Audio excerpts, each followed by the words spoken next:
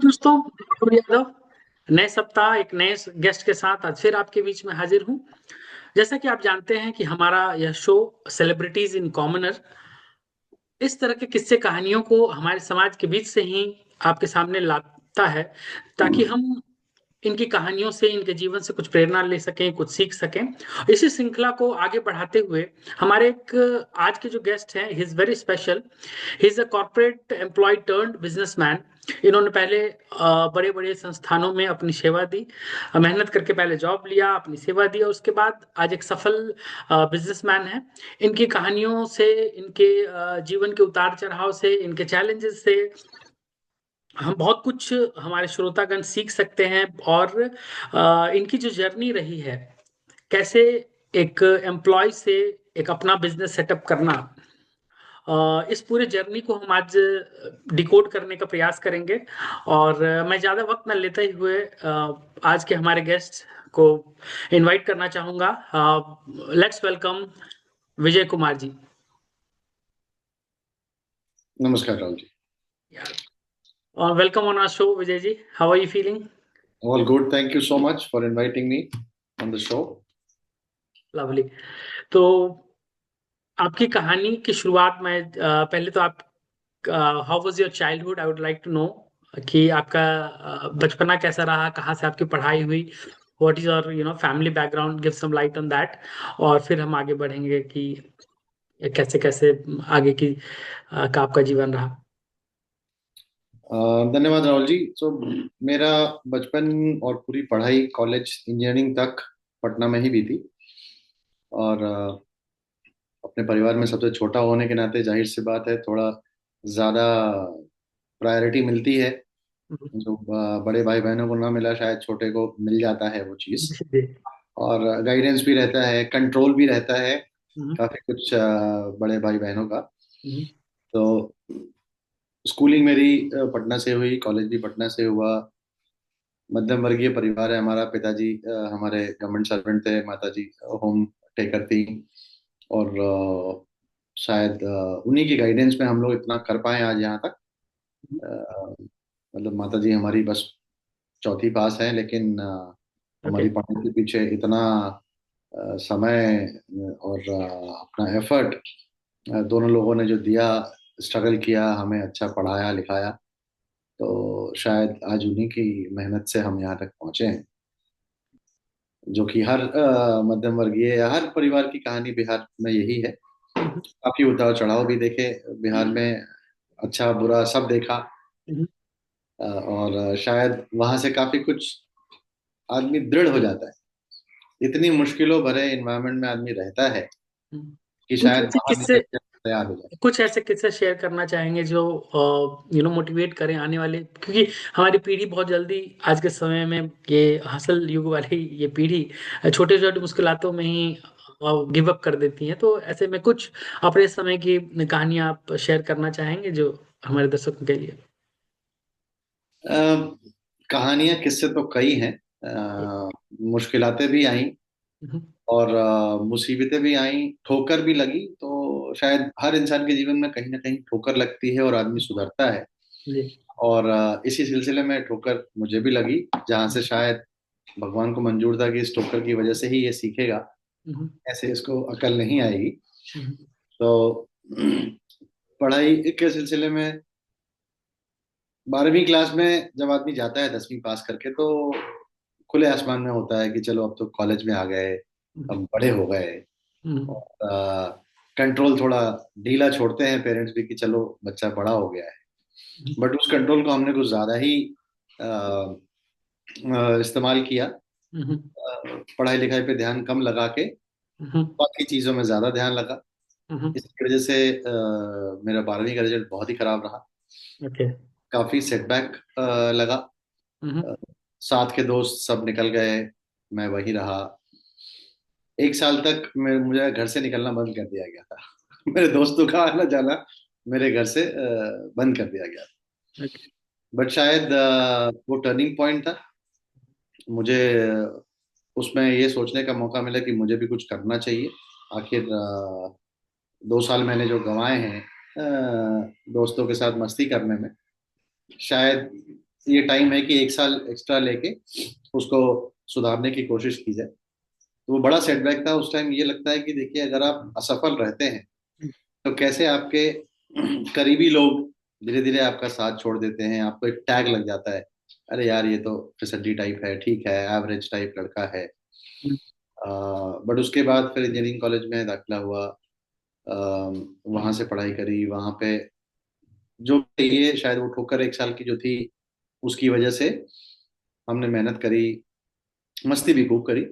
But वहां से चीजें करी। जैसा हमारे टाइम में जो भी बिहार में रहे होंगे, सबकी मंशा क्या होती है कि एक सरकारी नौकरी, जी। ठीक है, कुछ भी हो जाए लेकिन एक सरकारी नौकरी। क्योंकि हमारे टाइम पे प्राइवेट नौकरी के नाम पे क्या था, या तो लोग मेडिकल रिप्रेजेंटेटिव बनते थे, एमबीए टेकअप हो गया था, बट इच्छा सबकी माँ बाप की थी कि बेटा हमारा सरकारी नौकरी में लग जाए, चाहे वो जी। छोटी हो बड़ी हो, उससे मतलब नहीं है। ये you are talking about which year, like this is around? This is around 2001 two. Okay. तो जाहिर सी बात है, जैसी पृष्ठभूमि में सब लोग सरकारी नौकरी वाले ही हैं, तो पृष्ठभूमि यही थी। कभी सोचा नहीं था कि बिजनेस करेंगे, या जो कर रहे हैं वो करेंगे। अ, बिना किसी उसके इंजीनियरिंग तो कर ली। फिर देखा कि भाई एमबीए का चलन है, तो चलो एमबीए की भी तैयारी कर ली जाए। बट इरमा में जाना वॉज अ टर्निंग पॉइंट। जब मैंने इंस्टीट्यूट ऑफ रूरल मैनेजमेंट आनंद में ज्वाइन किया, वो 2 साल जिंदगी के विजय सब। जी, मैं थोड़ा सा यहाँ जानना चाहूंगा अपने दर्शकों के लिए भी, कि आपने 10th की पढ़ाई पटना से की, उसके बाद 12th भी पटना से हुआ, और इंजीनियरिंग कॉलेज की पढ़ाई वो आपने कहाँ से की? वो भी पटना से ही करी। एक विच वाज, हाँ क्या था कॉलेज? आरपीएस इंजीनियरिंग कॉलेज है, ओके। आरपीएस, वहां से मैंने इंजीनियरिंग की पढ़ाई करी। ओके।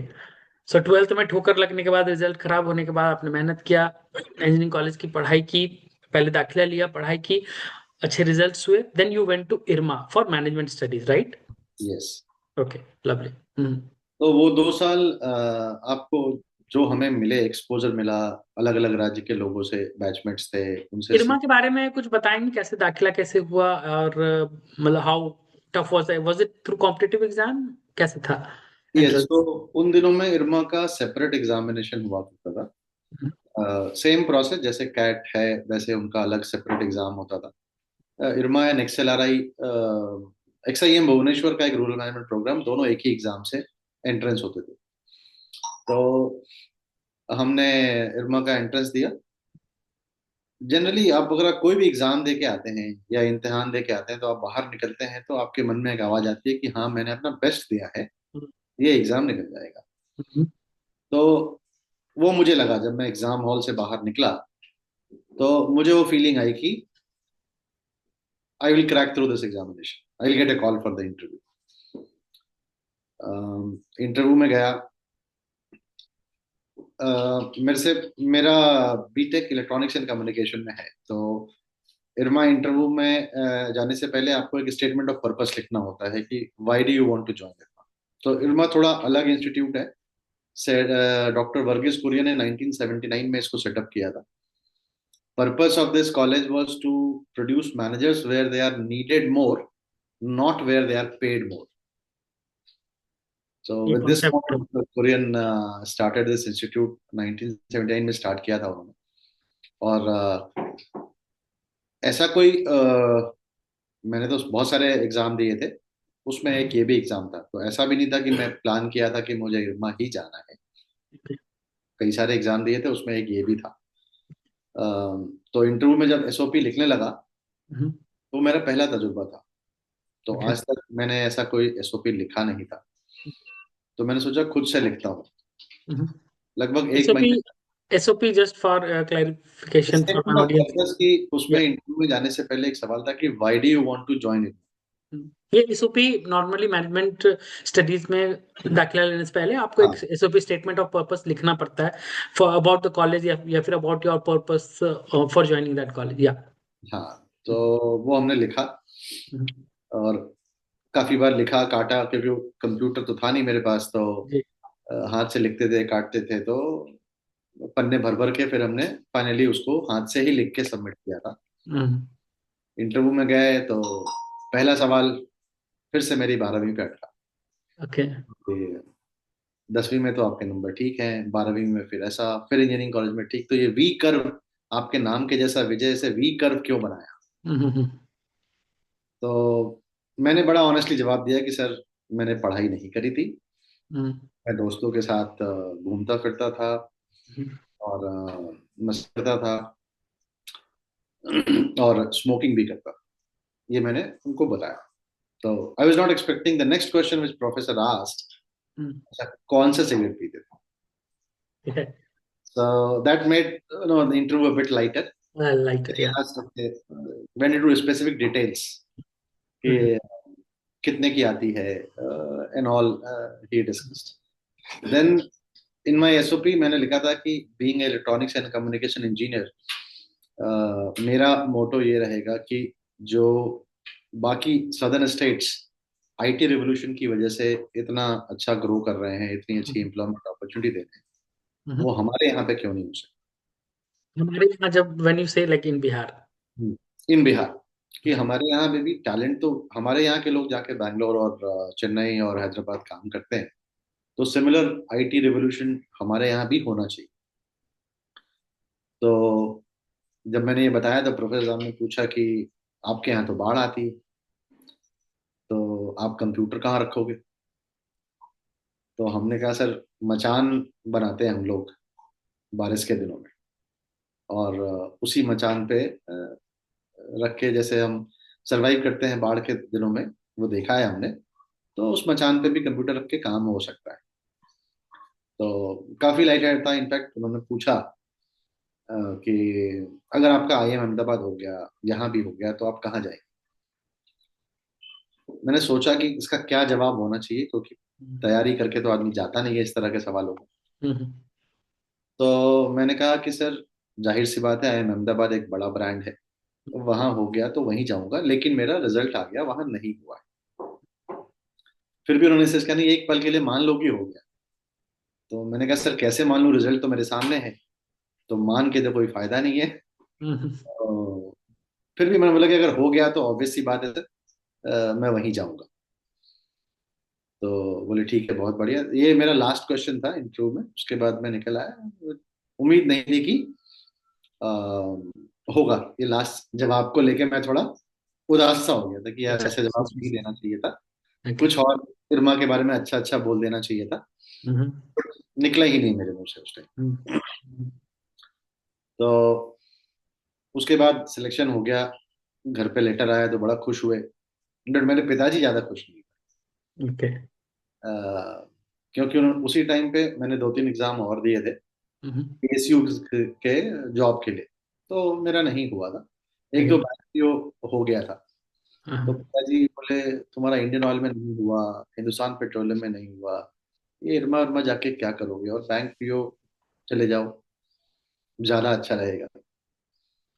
तो फिर भाइयों ने कन्विंस का किया। जो पब्लिक सेक्टर गवर्नमेंट जॉब का वो इंक्लिनेशन हमारे तरफ जो बिहार में होता है, वो इफेक्ट आपको आपके फादर पे भी था जी। और मुझे गुस्सा भी आया कि यार लोगों का होता नहीं है, और हम्म, ये खुश नहीं है, हम्म, कैसे खुश करें, मतलब हम्म, मतलब यहाँ बेटा प्रधानमंत्री भी बन जाए तो भी माँ बाप को खुशी नहीं होती है, ऐसा वैसा अपना मन में हाँ, बहुत आया था। जी जी जी। तो ये सारी बातें हुई। बट जैसा बिहार में खासकर हमारा यूनिवर्सिटी मगध यूनिवर्सिटी था, तो एग्जाम लेट से होते हैं, रिजल्ट लेट से आता है, जो शायद अब चीजें इम्प्रूव हो गई हैं, बट उस टाइम तो लेट होता था। तो मेरा रिजल्ट टाइम पे नहीं आया, जो टाइम इरमा ने दिया था रिजल्ट सबमिट करने के लिए फाइनल ईयर का। हम्म, तो इरमा ने हमने रिक्वेस्ट डाला कि हमें एक्सटेंशन दिया जाए नेक्स्ट ईयर के लिए, हम्म, या जो वहाँ पैटर्न था। तो क्योंकि कई और बिहार के लड़के इरमा गए थे, उनको ये प्रैक्टिस बिहार की मालूम थी ये समस्या, तो इस वजह से उन्होंने 1 साल का एक्सटेंशन हमें दे दिया। ओके। तो हम उस बैच में नहीं जाके नेक्स्ट बैच में मेरा सेम सिलेक्शन पे मेरा एडमिशन हुआ। ओके। उसके बाद भी पिताजी की ख्वाहिश तो वही थी कि लड़का पीएसयू में जाए। हम्म, तो वहां जाने के बाद भी उस time state bank of India की बैंक पीओ की वैकेंसी आई, उन्होंने बोला भर दो। हम्म, हमने एग्जाम दे दिया, इंटरव्यू कॉल आया। हम्म। बड़ा इंटरेस्टिंग किस्सा है, सुनिएगा। या जरूर जरूर।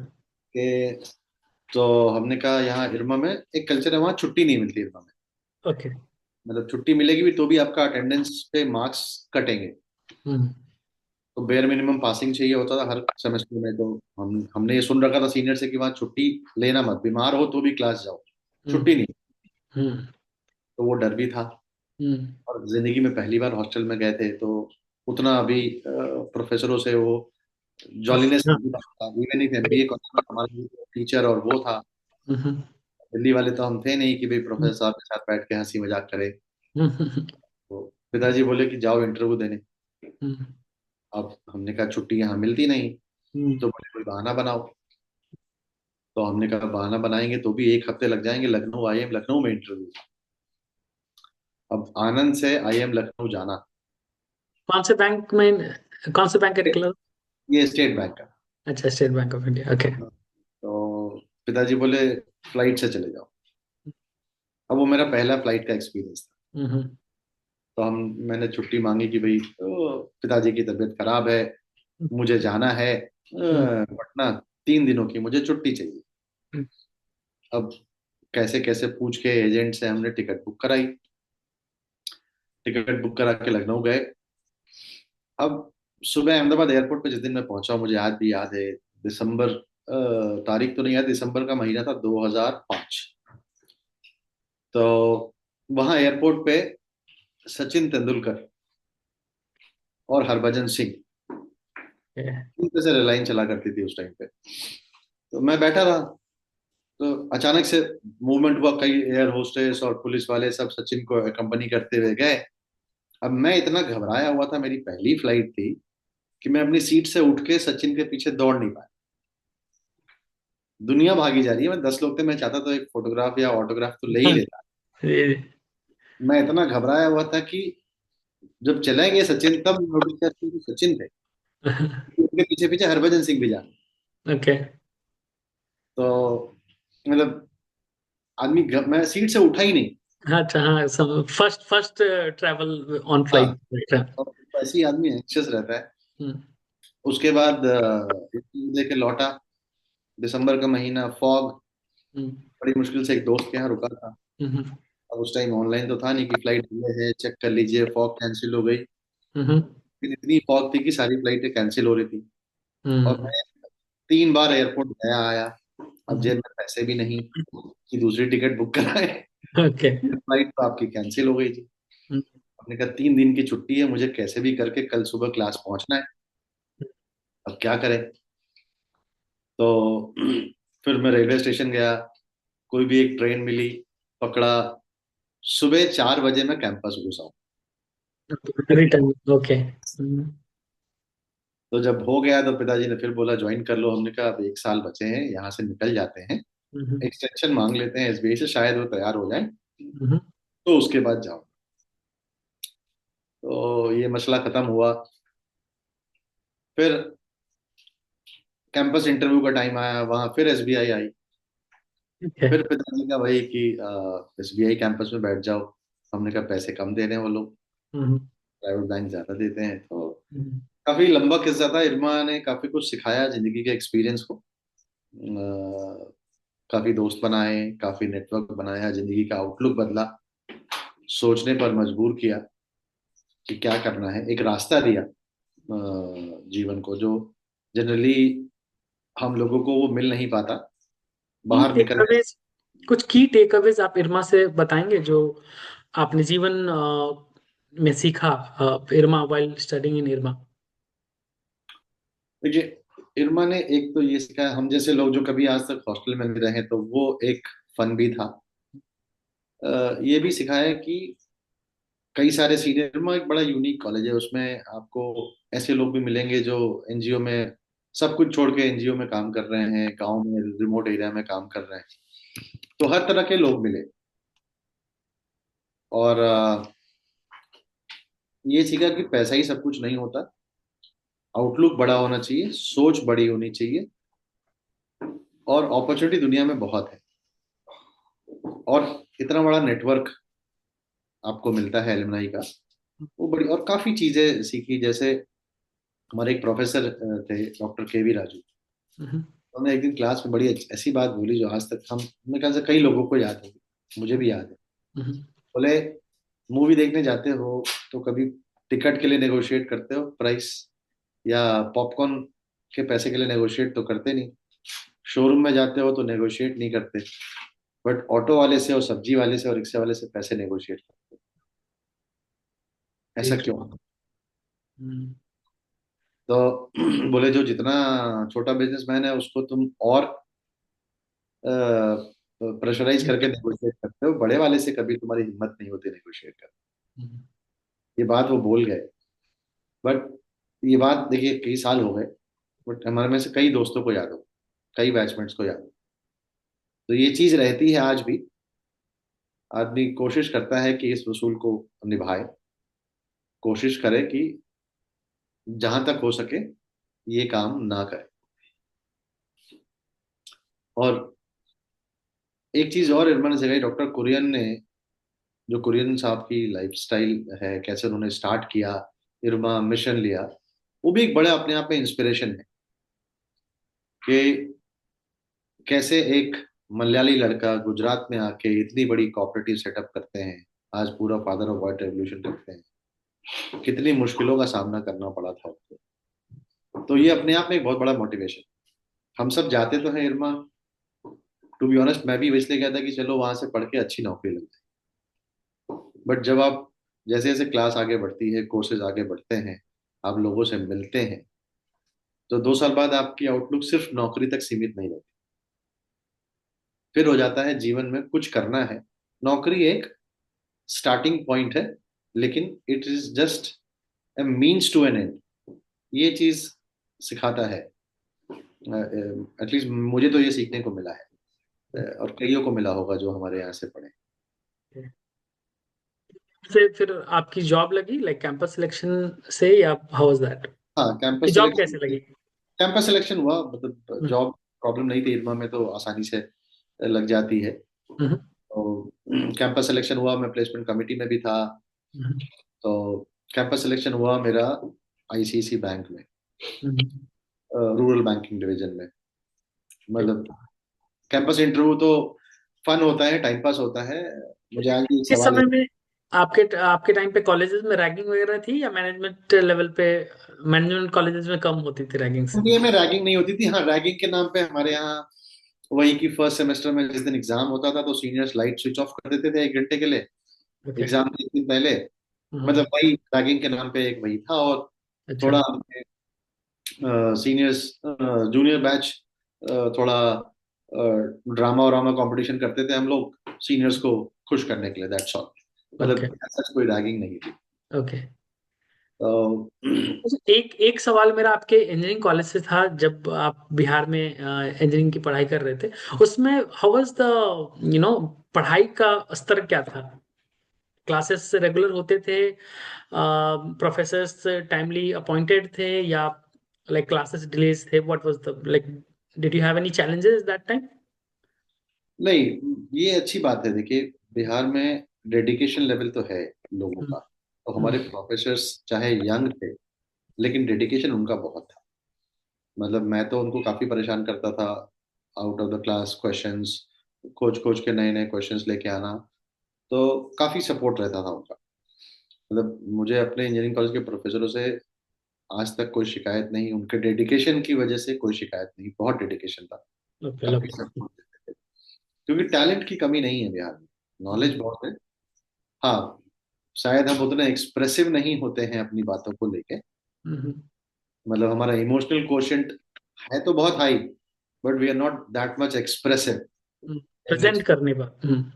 करने में डर लगता है, हम्म, अ, कि अगर प्रेजेंटेशन के लिए बैठा दिया जाए तो डर लगता है कि क्लास में लोग इंग्लिश बोल रहे हैं, मेरी इंग्लिश उतनी फ्लुएंट नहीं है, लोग क्या सोचेंगे, हंसी उड़ाएंगे, मजाक उड़ाएंगे। तो ये, अब इस डर का एक ही इलाज है, समय से आप प्रैक्टिस करते जाएं, और आप स्टेज पे जाके बोले, तभी ये डर खत्म होता है। थैंकफुली मैं जब स्कूल में था तो थोड़ा मुझे ड्रामा में इंटरेस्ट था। वो हम्म, भी एक बड़ा इंटरेस्टिंग किस्सा है। हम्म, अ, जब मैं 10वीं क्लास में था तो एक इंटर स्कूल ड्रामा कंपटीशन हुआ, तो मैं ओके, सोचा उसमें पार्टिसिपेट करता हूँ। हम्म, तो गर्मी के छुट्टियों में रिहर्सल होते थे। अब मेरा घर और स्कूल में 5 किलोमीटर का डिफरेंस था। मुझे रोज 5 रुपए मिलते थे आने जाने के लिए ऑटो से। अब किराया था 8 रुपए आना जाना मिला के, हम्म, और मुझे मिलते थे 5। हम्म, तो मैं सुबह तो एक तरफ से ऑटो से चला गया, शेयर्ड ऑटो मिलते थे, और एक तरफ से पैदल आ रहा था। ओके, घर वाले बोलते थे क्या करोगे ड्रामा करके, पढ़ना लिखना नहीं है, ये है वो है, बट मैं, मेरे ताऊजी मेरे को रोज 5 रुपए दिया करते थे कि जाओ। तो उस 5 में कई बार मैं दोनों तरफ से पैदल चला गया और 2 समोसे खाने के पैसे बचा लेता था। तो ऐसा 10-15 दिन का, 2 हफ्ते का रिहर्सल था। ये यहाँ पर एक और मैसेज है कि हमारी तरफ एक्स्ट्रा करिकुलर एक्टिविटीज के लिए मोटिवेशन थोड़ा पेरेंट्स की तरफ से भी कम रहता है, लेकिन वो पढ़ाई के लिए तो थोड़ा प्रेशर रहता है कि अच्छी पढ़ाई करो आप। लेकिन अगर किसी फील्ड में अपार्ट फ्रॉम स्टडीज अगर बच्चों को का इंटरेस्ट है, तो उसके लिए गार्जियन की तरफ से थोड़ा मोटिवेशन कम हमारी साइड में देखा जाता है। जी।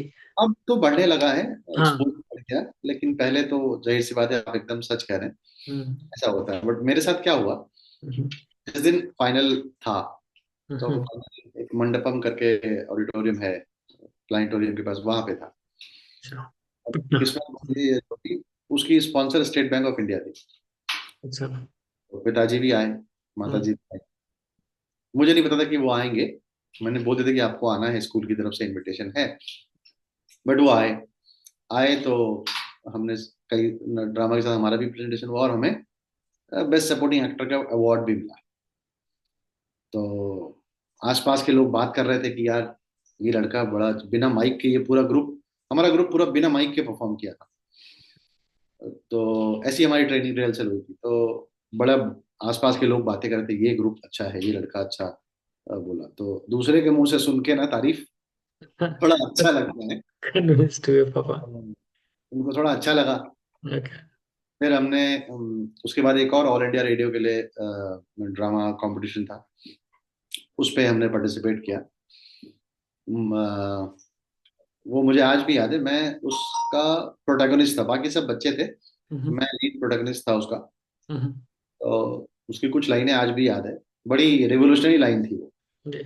ऑल इंडिया रेडियो जो फ्रेजर रोड में है, वहां पे हमारा परफॉर्मेंस हुआ था कि, याद है आपको वो लाइनें? मुझे लाइनें याद है कि नेपथ्य से आवाज आती है कि सारे जहां से अच्छा हिंदुस्तां हमारा, हम बुलबुलें हैं इसकी, ये गुलसिता हमारा। हम्म, तो फिर मैं निकल के आता हूँ कि नहीं रे नहीं, हम बुलबुलें नहीं हैं, हम्म, हम तो हैं बस्ता गाड़ी। हम्म, नहीं रे नहीं, हम बुलबुलें नहीं हैं, हम हम्म, तो हैं बस्ता गाड़ी। मासूम बच्चों की रेशम सी पीठों को बना दिया बस्ता गाड़ी। थमा दिया एक खंभा ऊंची उम्मीदों का, जल्दी से पढ़ लिख कर रातों को छुप छुप कर, बचपन से दुखती इस पीठ को सहलाएंगे, फिर भी ये गाएंगे, सारे जहां से अच्छा।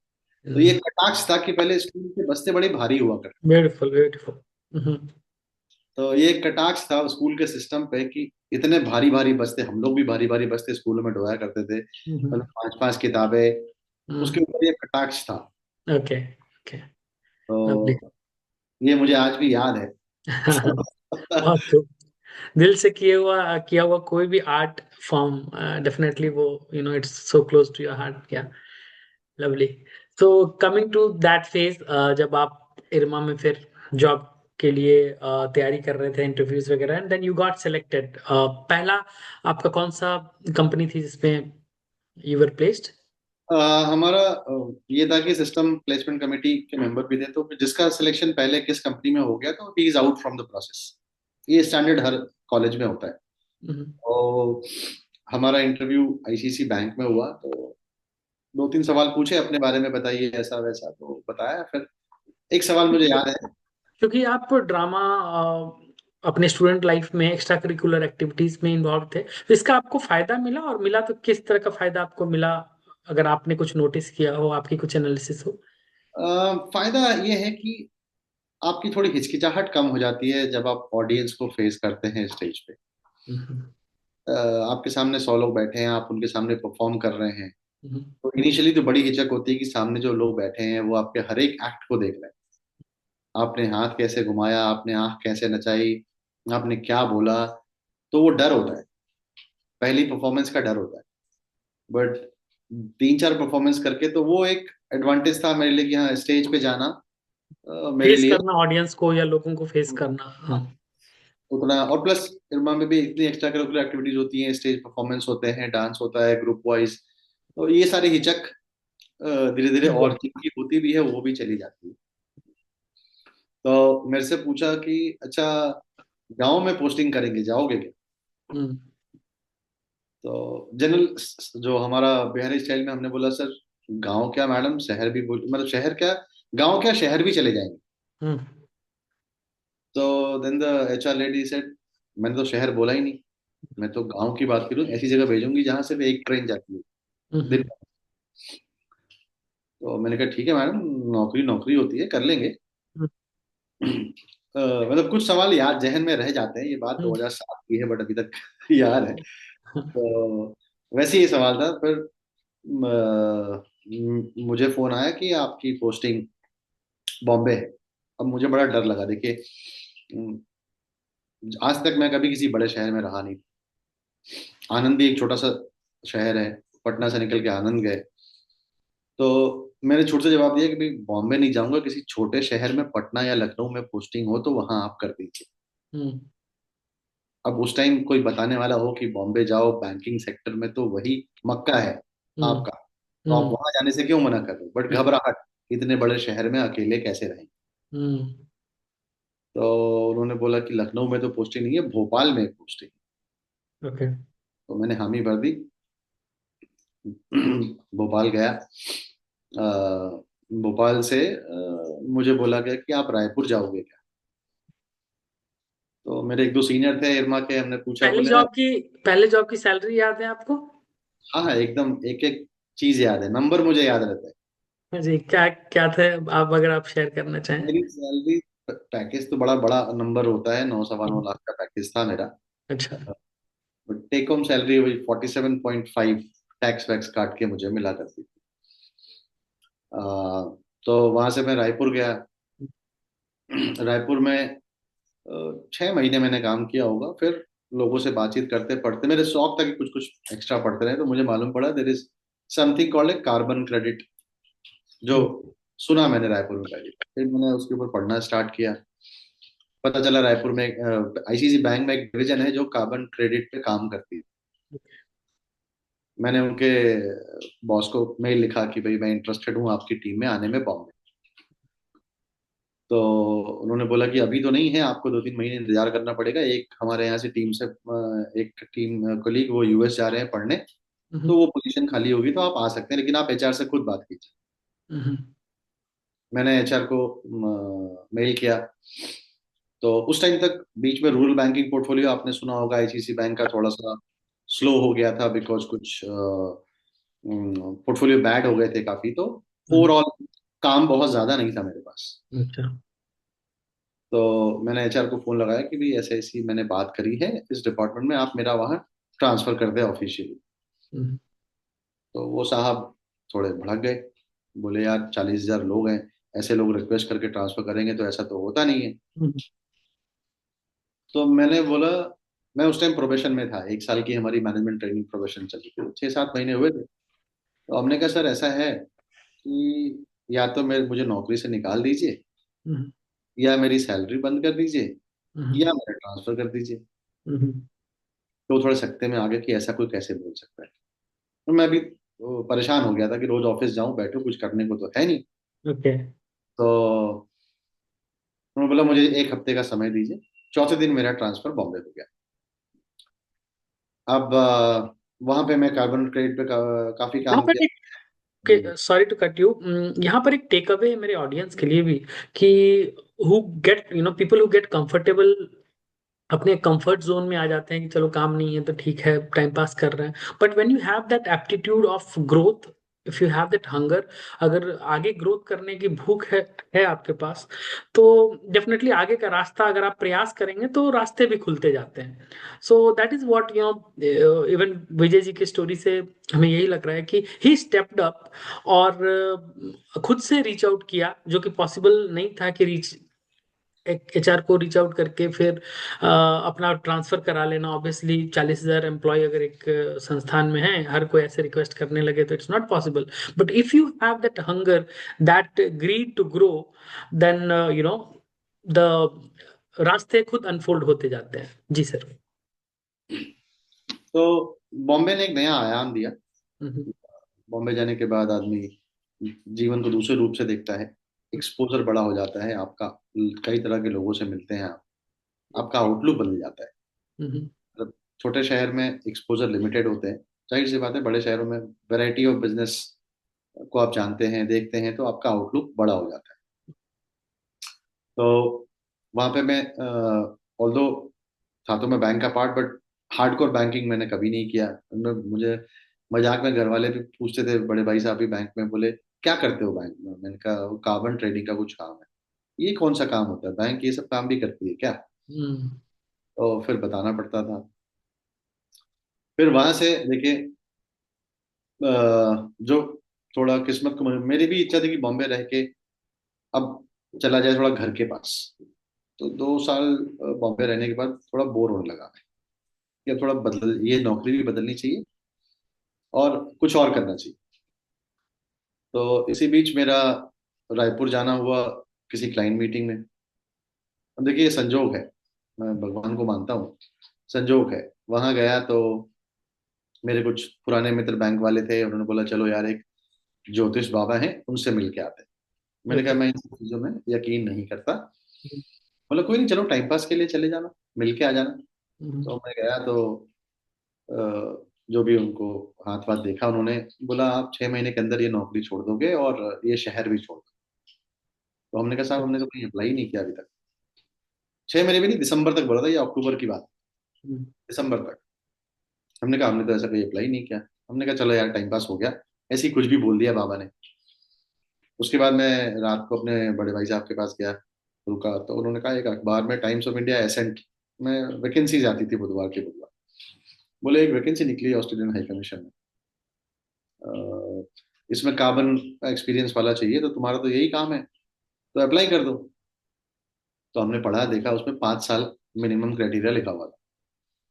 तो हमने कहा इसमें 5 साल लिखा है, मेरे तो 2.5 साल हुए हैं, क्यों बुलाएगा हमें?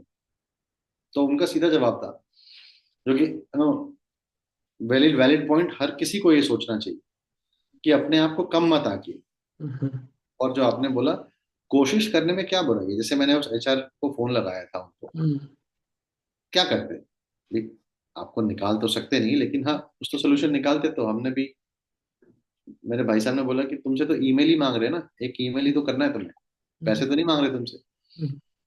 तो हमने भेज दिया, इंटरव्यू भी आ गया। अब देखिए ये सब लिखा होता है। तो 30 अक्टूबर की बात है 2009। ये 4 2 2 3 4 अक्टूबर को ये एप्लीकेशन मैंने भेजी। 30 अक्टूबर को गुरु नानक जयंती थी उस साल 2009 में, छुट्टी थी। तो मैं भी घर पे था, मेल वेल चेक कर रहा था, तो मेल आया हुआ था कि आप 6 नवंबर को अ, दिल्ली आ जाएं ऑस्ट्रेलियन हाई कमीशन में, वहाँ आपका इंटरव्यू।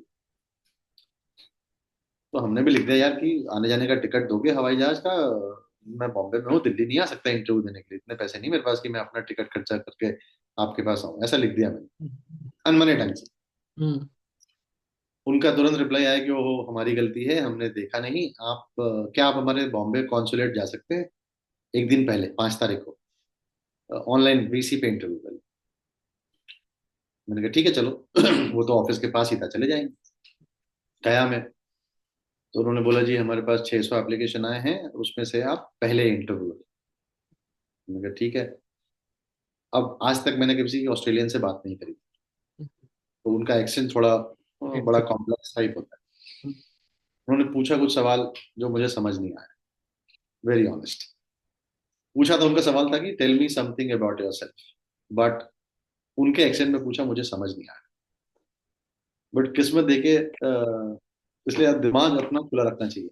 वीडियो सिग्नल ब्लिंक हुआ, तो मैंने फट से बोला कि सर लगता है signal is weak, so would you mind speaking a bit slowly. और उसके बाद वो धीरे धीरे बोलना शुरू किया, मुझे समझ आने लगा वो क्या पूछ रहे हैं और मैं उनके सवालों का जवाब। प्रेजेंस ऑफ माइंड है यार। तो उसके बाद उन्होंने बोला कितने पैसे आप लेंगे और कब से ज्वाइन करें। तो हमने कहा कि आप ही ने बोला है। अब देखिए, इसमें आपको एकदम ऑनेस्ट होना पड़ेगा।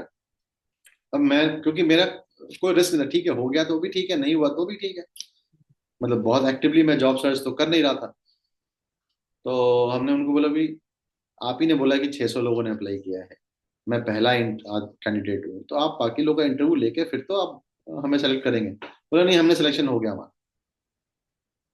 तो अच्छा भी लगा और ताज्जुब भी हुआ। तो हमने कहा ठीक है, आप लेटर भेजिए, फिर हम डिसाइड करेंगे। फिर उनका 2 दिन बाद फोन आया, कब ज्वाइन कर सकते हैं। हमने कहा आपकी छुट्टी तो आई नहीं हमारे पास, तो आप ऑफर लेटर भेजिए तो फिर हम बात करते हैं। तो ऑफर लेटर भी उनका आ गया। फिर बॉम्बे छोड़ के दिल्ली आए। यहाँ पे मेरा इस वक्त जब आप मुंबई में थे, I think the your you know वो आपका पहला जॉब था, राइट? हम्म, मुंबई में। तो like how was your work life, कितना मेहनत करते थे? वो वो पीरियड कैसा था? दिस स्पेशली फॉर हमारे वैसे श्रोता जो जॉब जब स्टार्ट करते हैं, स्टार्टिंग से ही कंफर्ट जोन में जाना या फिर एक इजी लाइफ ढूंढना, बट इससे सक्सेस नहीं मिलता है, right? At least in the starting period you have to struggle, you have to put your effort, थोड़ी मेहनत करनी पड़ती है। जब जो डिमांड होता है वर्क का, आपके ऑफिस का, वो उसे पूरा करना पड़ता है, इवन एक कदम आगे बढ़कर पूरा करना पड़ता है। How was your experience in your work area? देखिए टफ थी लाइफ। सुबह 7 बजे 7:30 बजे निकलते थे, ट्रैवल टाइम 1 घंटे का होता था। और उधर से फिर 8 बजे निकले, 8:30 बजे निकले, 9 साढ़े 9 बजे घर पहुंचे, खाना खाए सो गए। तो 3 आवर्स? हाँ, और डांट भी पड़ती थी बॉस की, बातें भी सुननी पड़ती थी, काम पूरा नहीं हुआ, या किसी दिन काम ज्यादा नहीं किया। तो शुरू के जो आप 5 साल मेहनत करते हैं ना, और सुनने की आदत आपको डालनी चाहिए, क्योंकि हर डांट आपके भले के लिए होती है। वो सामने वाला अगर आपका बॉस है, तो हर आदमी बदमाश नहीं होता, वो आपके भले के लिए बोल रहा है कि अगर कुछ समझ में मुझे नहीं आ रहा है या मैं एफर्ट नहीं लगा रहा हूँ, तो वो देख रहा है कि आप एफर्ट लगाने लायक हो कि नहीं। तो डांट भी सुनते थे, आज भी उनसे अच्छी दोस्ती है, कई साल हो गए, बट आज भी हम टच में हैं। और जब भी वो लोग में से कोई दिल्ली आते हैं या मैं बॉम्बे जाता हूँ, तो वी मेक श्योर कि वी मीट। हमारी जो 6 लोगों की कोर टीम थी बैंक में, उन सबसे आज भी मैं टच में। उसमें से 2 हमारे बॉस थे, बाकी कलीग थे, बट तो दैट शोज कि अगर मुंह फुला लेते तो क्या होता। तो काफी कुछ सीखने को मिला शुरू के कम से कम 4-5 साल। आप आंख बंद करके जो कहा जाए वो करते रहिए, उससे आपकी सहन शक्ति बढ़ती है, आपको सीखने का मौका मिलता है। और एक्सेप्ट कीजिए कि मुझे नहीं आता। एक तो ये बहुत बड़ा चैलेंज है, एज ए बिहारी हम कैसे मान लें कि मुझे नहीं आता। आता तो मुझे सब कुछ है। Which is not possible. हाँ। ये एक्सेप्ट करना कि हाँ ये चीज मुझसे होगा, ये नहीं होगा, लेकिन मुझे सीखना है। हम्म। वो एक तो ना बोलना हमें नहीं आता, हम्म। कि जो मैं काम नहीं कर सकता या हम्म। संभव नहीं है, हम हर चीज में हाँ बोलते हैं। और दूसरा कि ये नहीं आता मुझे करना, कर सकते हैं, हाँ कर लेंगे, ये बोल देते हैं। बट करने जा जाते हैं तब लगता है कि यार बेकार बोला, नहीं बोलना चाहिए था। तो ये बहुत जरूरी है। फिर जब दिल्ली वहां है। आया तो बहुत दुख हुआ था। मतलब कि बॉम्बे छोड़ के दिल्ली जा रहा हूँ, नॉस्टैल्जिक आदमी लगता है, इतने अच्छे दोस्त हैं ऑफिस में, छोड़ के नई जगह जाना, वहां मैं किसी को नहीं जानता। तो थोड़ा नॉस्टैल्जिया फीलिंग आया था। हम्म। काफी 1-2 महीने तो लगे, पता नहीं, यहाँ समय लगा, वक्त लगा दोस्त बनाने में।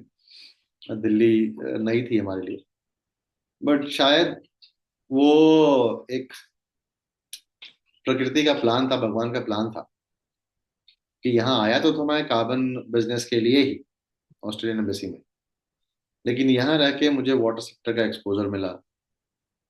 मुझे मालूम पड़ा कि ऑस्ट्रेलिया के वाटर रिसोर्स मैनेजमेंट काफी अच्छे हैं, प्रैक्टिसेस, गवर्नेंस, इंस्टीट्यूशन। और फिर यहाँ भी मैं जो मेरा काम था वो तो करता ही था, उसके अलावा मैं बाकी डिपार्टमेंट के लोगों का काम समझने लगा, ताकि मुझे मालूम पड़े। उसका दो कारण था, देखिए, I will be very honest.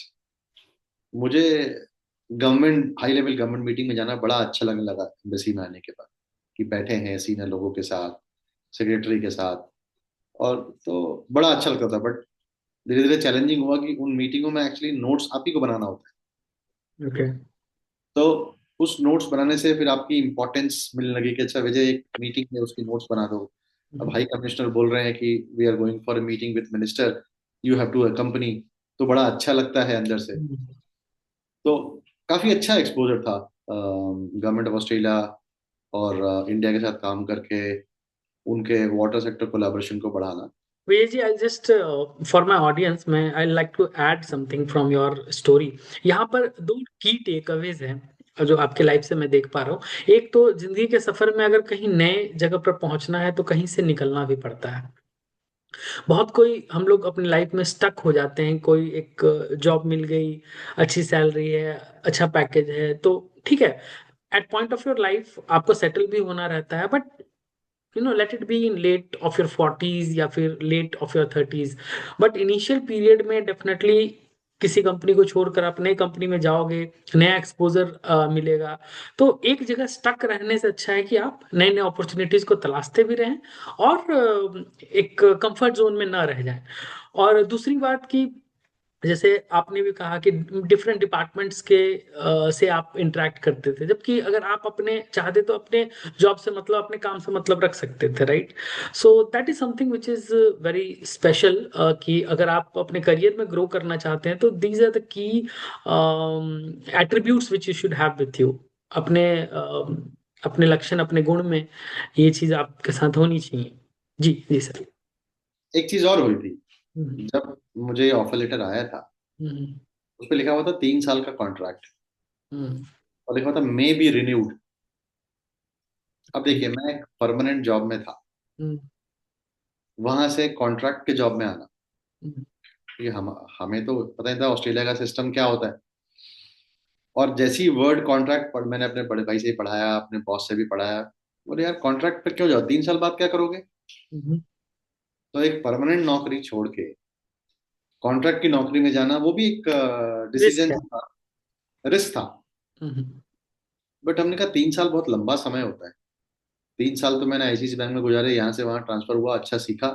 3 साल देखते हैं, फिर देखा जाएगा। फिर एक कॉन्फिडेंस था इरमा की डिग्री का कि चलो और कुछ नहीं तो 50,000 महीने की नौकरी तो कहीं ना कहीं मिल ही जाएगी यार, इतना मिल इरमा का जाएगी। नेटवर्क है, मिल जाएगा, देखेंगे। हम्म।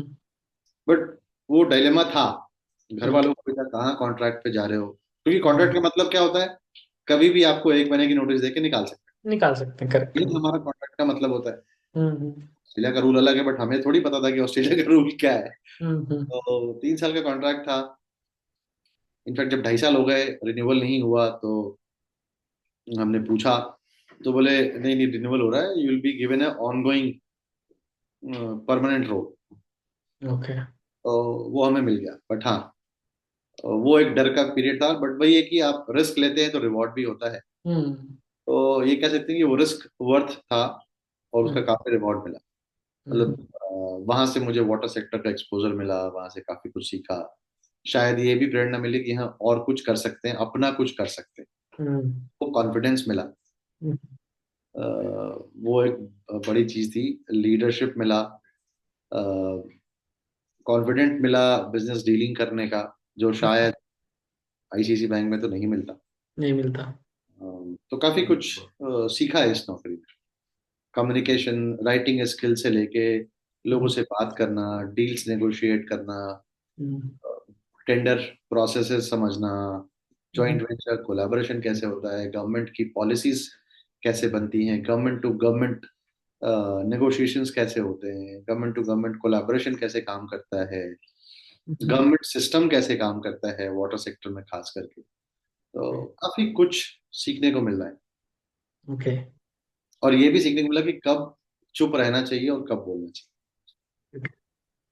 कुछ इस पे और लाइट डालेंगे, मतलब what do you mean by that and how important is that? खासकर देखिए, जब आप सीनियर लेवल मीटिंग होते हैं और you are the junior most employee, hmm, तो अंदर से एक वो एंतु रहता है कि कुछ सवाल पूछा गया, हम्म, कुछ सवाल ऐसे होते हैं जिनका जवाब नहीं दिया जाता। हम्म, तो एज ए एंथु में कई बार हम बोल जाते हैं। तो ये सारी चीजें कई तरह की ऐसे मीटिंग करके समझ में आया कि कुछ मीटिंगों में हमें खामोश रहना चाहिए, सुनना चाहिए। अंदर से कितनी भी फोर्स आ रही, नहीं इसका मुझे जवाब देना है इस सवाल का, हम्म, वो नहीं देना है। क्योंकि क्या होता है, हमारा दिमाग इस उधेड़बुड़ में लगा है कि हमें ये सवाल का जवाब देना है, और कई अच्छी पॉइंट जो सामने वाला वक्ता बोल रहा होता है हम वो मिस कर जाते हैं, क्योंकि हमारा दिमाग तो इंगेज है उसका जवाब बनाने में, कि मुझे लिसन। रिएक्ट करना है। हम्म, तो कब किस मीटिंग में हमें बोलना चाहिए, कब चुप रहना चाहिए, ये चीजें मतलब ऐसे ऑस्ट्रेलियंस की कई सारी मीटिंग करके हमने सीखी। लवली। ये बहुत अच्छा एक्सपोजर था। ओके। और इसके इसके बाद ही आपका बिजनेस लाइफ शुरू हुआ, like you switch to business, या फिर कॉर्पोरेट लाइफ से आप जो बिजनेस अपना बिजनेस खड़ा किए, was it from here only या फिर और फेजेस थे? नहीं, यही था। अब देखिए, वो भी एक चैलेंज था। देखिए, it was a risk worth taking. So hmm, embassy में क्या है, हम जिस पोजीशन पे गए थे, it hmm, was a job, it was not a career. Hmm, मतलब you will always be at that position, your salary will keep on increasing. Hmm, तो 5-7 सालों बाद मुझे लगा यार, अगर मैं यहाँ रहूंगा तो बैंडविड्थ लिमिटेड है, जंग लग जाएगा बॉडी, हम्म, वही काम करते करते। Hmm, it's time to move on. Hmm, अब ये तो प्लान था कि कुछ, या तो किसी 2-3 अच्छी ऑस्ट्रेलियन कंपनी को पकड़ के उनका हम इंडिया कंट्री मैनेजर बन जाते, जो सबसे इजी था। कि चलो, बाहर की कंपनी इंडिया आना चाहती है, ऑस्ट्रेलियन कंपनी है, मेरी जानने वाली भी है, हम्म, हम उसके इंडिया कंट्री मैनेजर बन जाए, महीने के 3-4 लाख रुपए ले, फर्स्ट क्लास आराम करे, एक अच्छा ऑफिस खोल ले, एक हम्म, सेक्रेटरी रख ले, वो अच्छा ऑप्शन था। हम्म, और मैंने कहा वो सस्टेनेबल नहीं है। हम्म, 2 साल अगर बिजनेस नहीं हुआ फॉर XYZ रीजन, हम्म, तो फिर यार अच्छा नहीं लगेगा। हम्म, और तब तक काफी जो मेरे खुद के नेटवर्क बन गए थे गवर्नमेंट डिपार्टमेंट्स में, इनका भी इंकरेजमेंट था कि यार बहुत हो गया, अपना कुछ करो। तो वो भी इंकरेजमेंट था। फिर मुझे एक ब्रीफली आप बताओगे कि what was your department, what were you into, like किस फील्ड में आप काम कर रहे थे, डोमेन क्या था?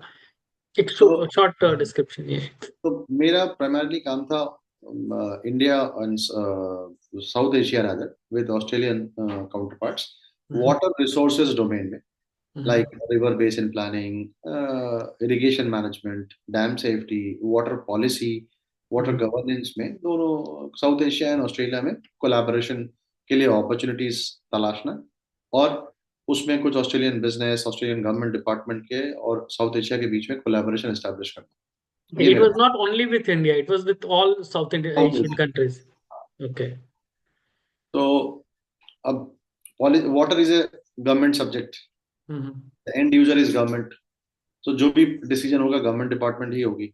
सो hmm, most of our interaction used to be with government and private businesses from Australia, universities from Australia, government department from Australia. तो काफी कुछ जानने को मिला कि ऑस्ट्रेलिया में क्या अच्छा है, what they are known for, और कैसे हम उसको यहाँ प्रोजेक्ट करें। मतलब अ, यहाँ पे काफी हद तक की ये भी सीखा। देखिए, एक बड़ी अच्छी चीज है फॉरेनर्स के साथ काम करने में, because their first language English compare to us. हमारे यहाँ भी कुछ लोग हैं, but not everybody is like that. Hmm, वो कैसे एक छोटी चीज को भी बड़े अच्छे से प्रेजेंट करते हैं, because they think in English. हम हम्म, सोचते हैं हिंदी में पहले, फिर उसको ट्रांसलेट करते हैं और हम्म, फिर बोलना शुरू करते हैं। तो कैसे छोटी छोटी चीजों को भी ग्लैमराइज करके प्रेजेंट करना, ये भी एक अच्छी लर्निंग थी वहां से। ओके। कंपनीज आती थी, उनका छोटा सा प्रोडक्ट होता था, but the way they use to present about it, hmm, कि यार बहुत अच्छी चीज बनाई है इसने। Hmm, okay. तो ये सब चीज काफी कुछ सीखने को मिला। कम्युनिकेशन सीखने को मिला, प्रेजेंटेशन स्किल सीखने को मिली, एक्सपोजर भी मिला। कि आपके ये कनेक्ट्स बन चुके थे, इसलिए you thought of setting up your own business, right? हाँ, नेटवर्क स्टैब्लिश हो गया था, और बहुत private sector and government sector. तो हमने कहा जब दूसरी कंपनियों के लिए, ऑस्ट्रेलिया की कंपनियों के लिए हम इतना बिजनेस अपॉर्चुनिटी ला सकते हैं, तो फिर अपने लिए भी कोशिश करने में कोई बुराई नहीं। Let's give it a shot. तो विद दैट डिसीजन, और प्लस कुछ ऑफिस में कुछ थोड़ी बहुत पॉलिटिक्स चल रही थी, तो मैंने कहा ठीक है, it's right time to take the next step forward. So finally, August last week was my last day at embassy, and then September 2017, I started my own company. के लास्ट जॉब से लाइक व्हाट वर योर की achievements, 2 point बताओगे आप जिसके लिए आपको बड़े level पे अप्रिशिएशन मिली हो, या which you think that this was a key project which I bought got it for my company? In तो embassy, मुझे सेटिस्फेक्शन उस 7 साल के नौकरी का, 7.5 साल की नौकरी का ये मिलता है कि आज दो चीजें हैं। आज India consider Australia to be the preferred partner for water collaboration. Okay. जैसे कि मेरा बड़ा अच्छा उसमें कंट्रीब्यूशन रहा। दूसरा कंट्रीब्यूशन ये है कि आज भी गवर्नमेंट ऑफ इंडिया में, या किसी भी स्टेट गवर्नमेंट में, या वर्ल्ड बैंक में ऑस्ट्रेलिया वाटर की बात आती है तो लोग मुझे याद करते हैं। कोई मीटिंग हो रही होती है तो पूछते हैं, विजय तुम आ रहे हो क्या? ओके, आज भी। Okay.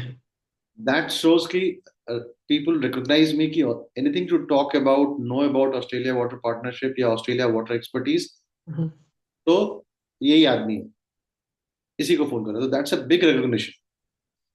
So what was the reason behind this? Like, were you too much into it? Like, आपका नॉलेज बेस इतना हो गया था, you used to study a lot, you had exposure with multiple projects, क्या था? What made you unique from others? और लोगों से हट के आपको क्या बनाया? मैंने इन्वेस्ट किया समय। तो एक मेरी आज भी आदत है कि मैं बिना काम के भी लोगों से मिलता हूँ। हर मीटिंग का आउटकम डिजाइन करके, प्लान करके नहीं मिलता। तो टाइम मैंने बहुत इन्वेस्ट किया इन रिलेशनशिप्स में, लोगों से मिला, बातें करी। अब कोई कह दे, फॉर एग्जाम्पल, उनको कोई क्वेरी हुई, तो आई यूज टू इन्वेस्ट, रीड, लोगों से बात करता था। जैसे किसी ने पूछा कि यार, एक बड़ी अच्छी इरिगेशन टेक्नोलॉजी मैंने सुनी थी ऑस्ट्रेलिया के बारे में, जरा उसके बारे में पता लगाओ ना, किस कंपनी ने किया था। अब मेरे पास चॉइस थी, या तो मैं उनको बोला यार पता किया था, मिला नहीं, इट्स नॉट एक्सक्यूज इजी, मी। हम्म। और या तो मैं R&D करके बता दूं, तो मैं उनको बता दिया करता ओके। इसके लिए आप अपने तरफ से एक एक्स्ट्रा स्टेप लेना, खुद से एफर्ट लगाकर, जो भी हम, अब अगर मुझसे कुछ एक्सपेक्टेशन है तो यूज टू फुलफिल दैट, अगर आपसे कोई लोग एक्सपेक्ट कर देते तो। ओके। था। ओके। हाँ, तो आपको एक्स्ट्रा स्टेप तो चलना पड़ेगा। देखिए, दोस्ती है, नेटवर्क है, किसी ने आपसे एक काम बोला तो आप उसको दो काम करके दीजिए। ये बचपन से पिताजी ने भी सिखाया। जैसे आप 1 रुपए मांगे तो आपको 2 रुपए मिलते थे, तो आप ज्यादा खुश हो जाते थे ना। नेचुरल है। जो मांगा गया है उससे कुछ ज्यादा दीजिए।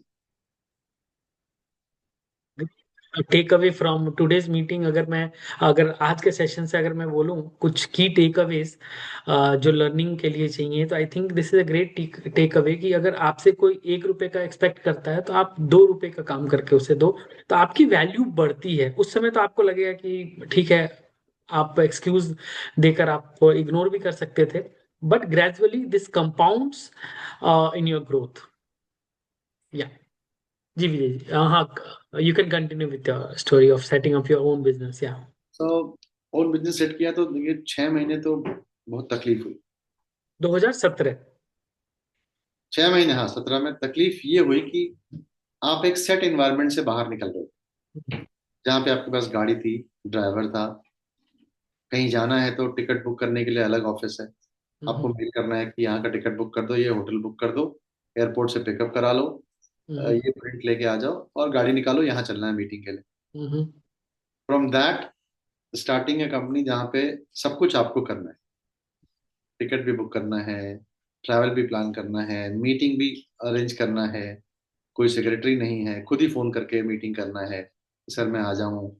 तो आप ही प्यून हो, आप ही मैनेजर हो, आप ही सीईओ, सब कुछ आप ही को करना है। तो कभी कभी कोफ्त होती थी, क्यों छोड़ के आ गए यार, आराम की जिंदगी थी, कहाँ आ गए। तो बीच बीच में वो फेज आता है, क्योंकि देखिए एंटरप्रेन्योरशिप एक बड़ी लोनली जर्नी होती है।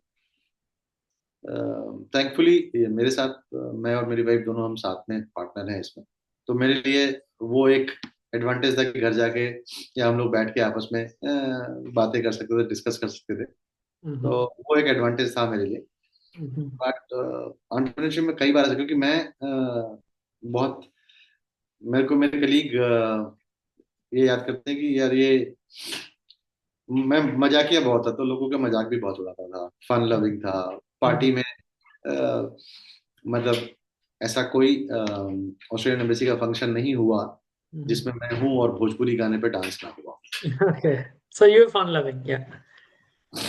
मतलब मुझे याद है 2010 कॉमनवेल्थ गेम में Australia was the host country, जब Mhm. इंडिया में हुआ था, Mhm. दिल्ली।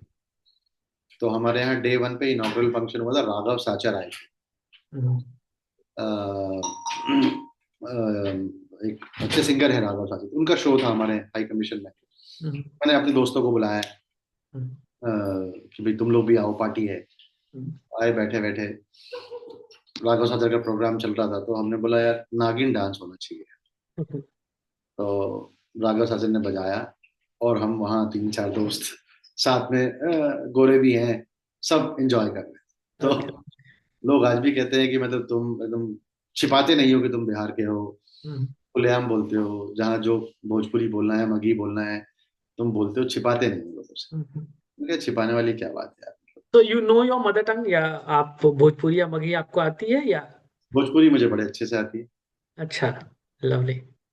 एक दो लाइन आप बात करके बताओगे, जस्ट टू प्रूव कि हाँ यू नो दैट। मतलब बहुत बढ़िया से आवेला भोजपुरी, जहाँ बोले कोई तहाँ आदमी बोली, समय के बाद बाउर का। ये भी मुझे सुनने को मिलता है कि यार आपकी टोन से लगता नहीं कि आप बिहार के।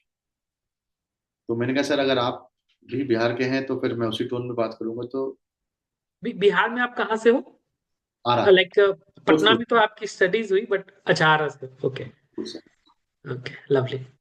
जी, या कंटिन्यू। तो अम्बेसी ने काफी कुछ सिखाया, मतलब विदेश यात्रा करवाई।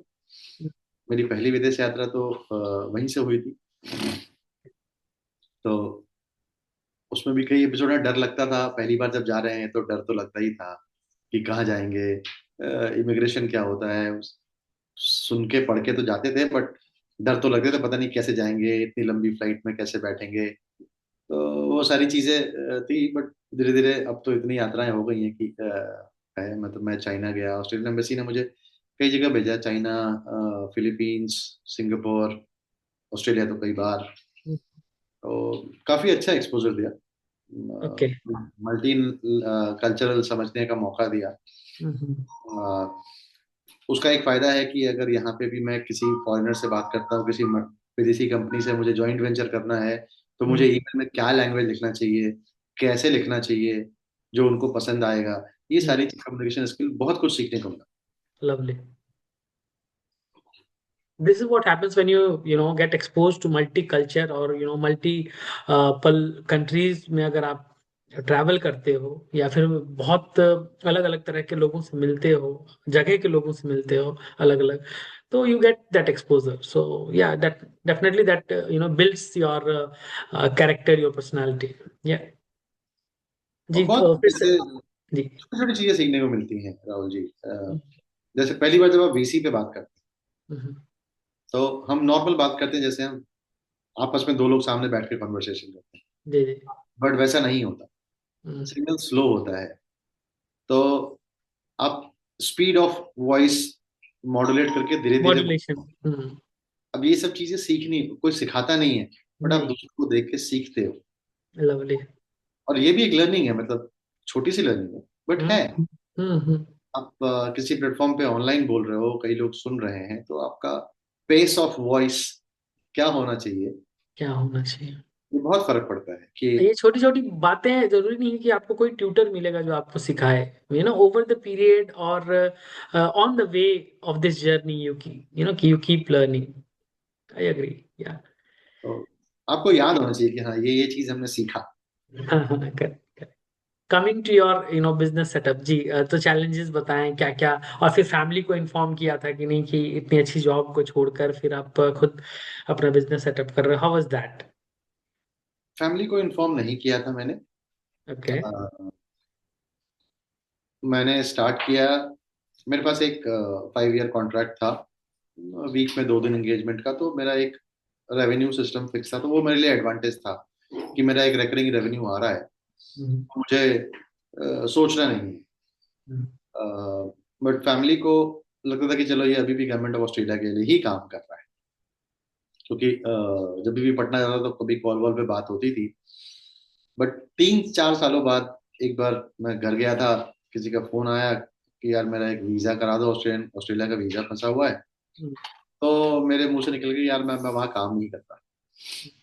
तो मेरी माता जी ने सुन लिया, फिर उन्होंने वाइफ से कंफर्म किया, तो क्यों छोड़ा, अच्छी नौकरी थी, कौन छोड़ता है नौकरी, बढ़िया थी, 9 से 5 ऐसे घूमते रहते हो, चेहरे पे देखो काला पड़ गया है, घर पे जब फोन लगाओ तो बाहर घूमते रहते हो, ऐसा भी क्या टेंशन। तो मैं मजाक करता था कि पापी पेट का सवाल है मम्मी, करना पड़ता है।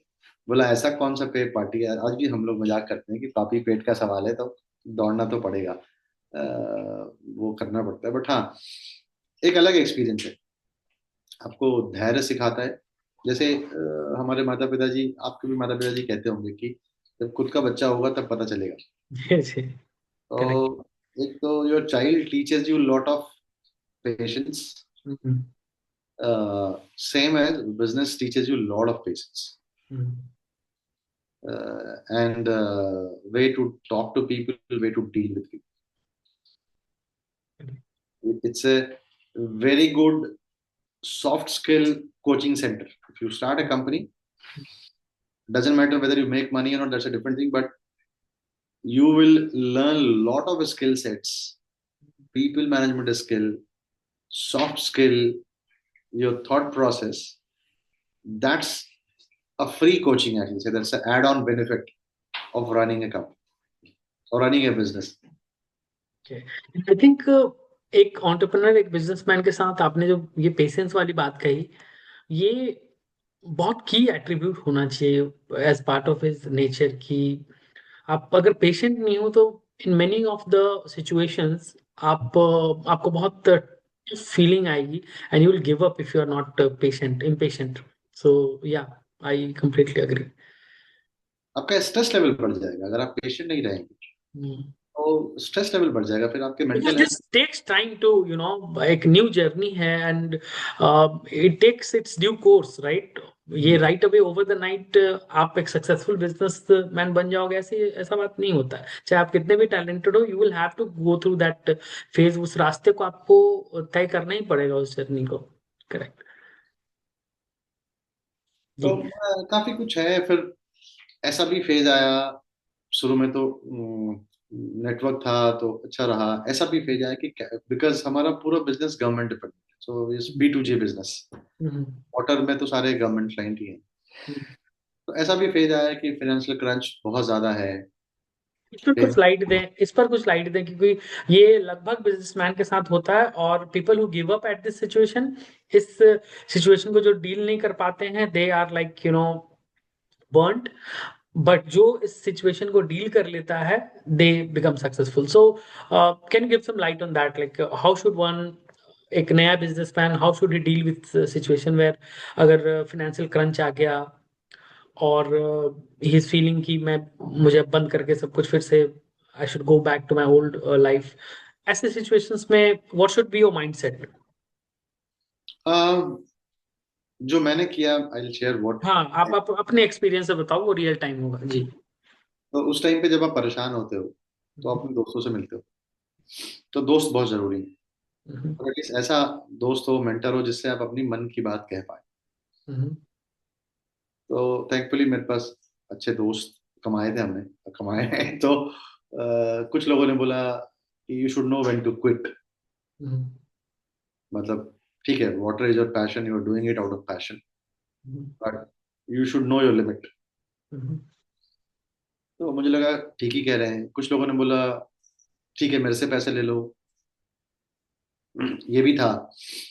फिर हमने कहा यार ऐसे मांग मांग के तो चलेगा नहीं, we need to improve.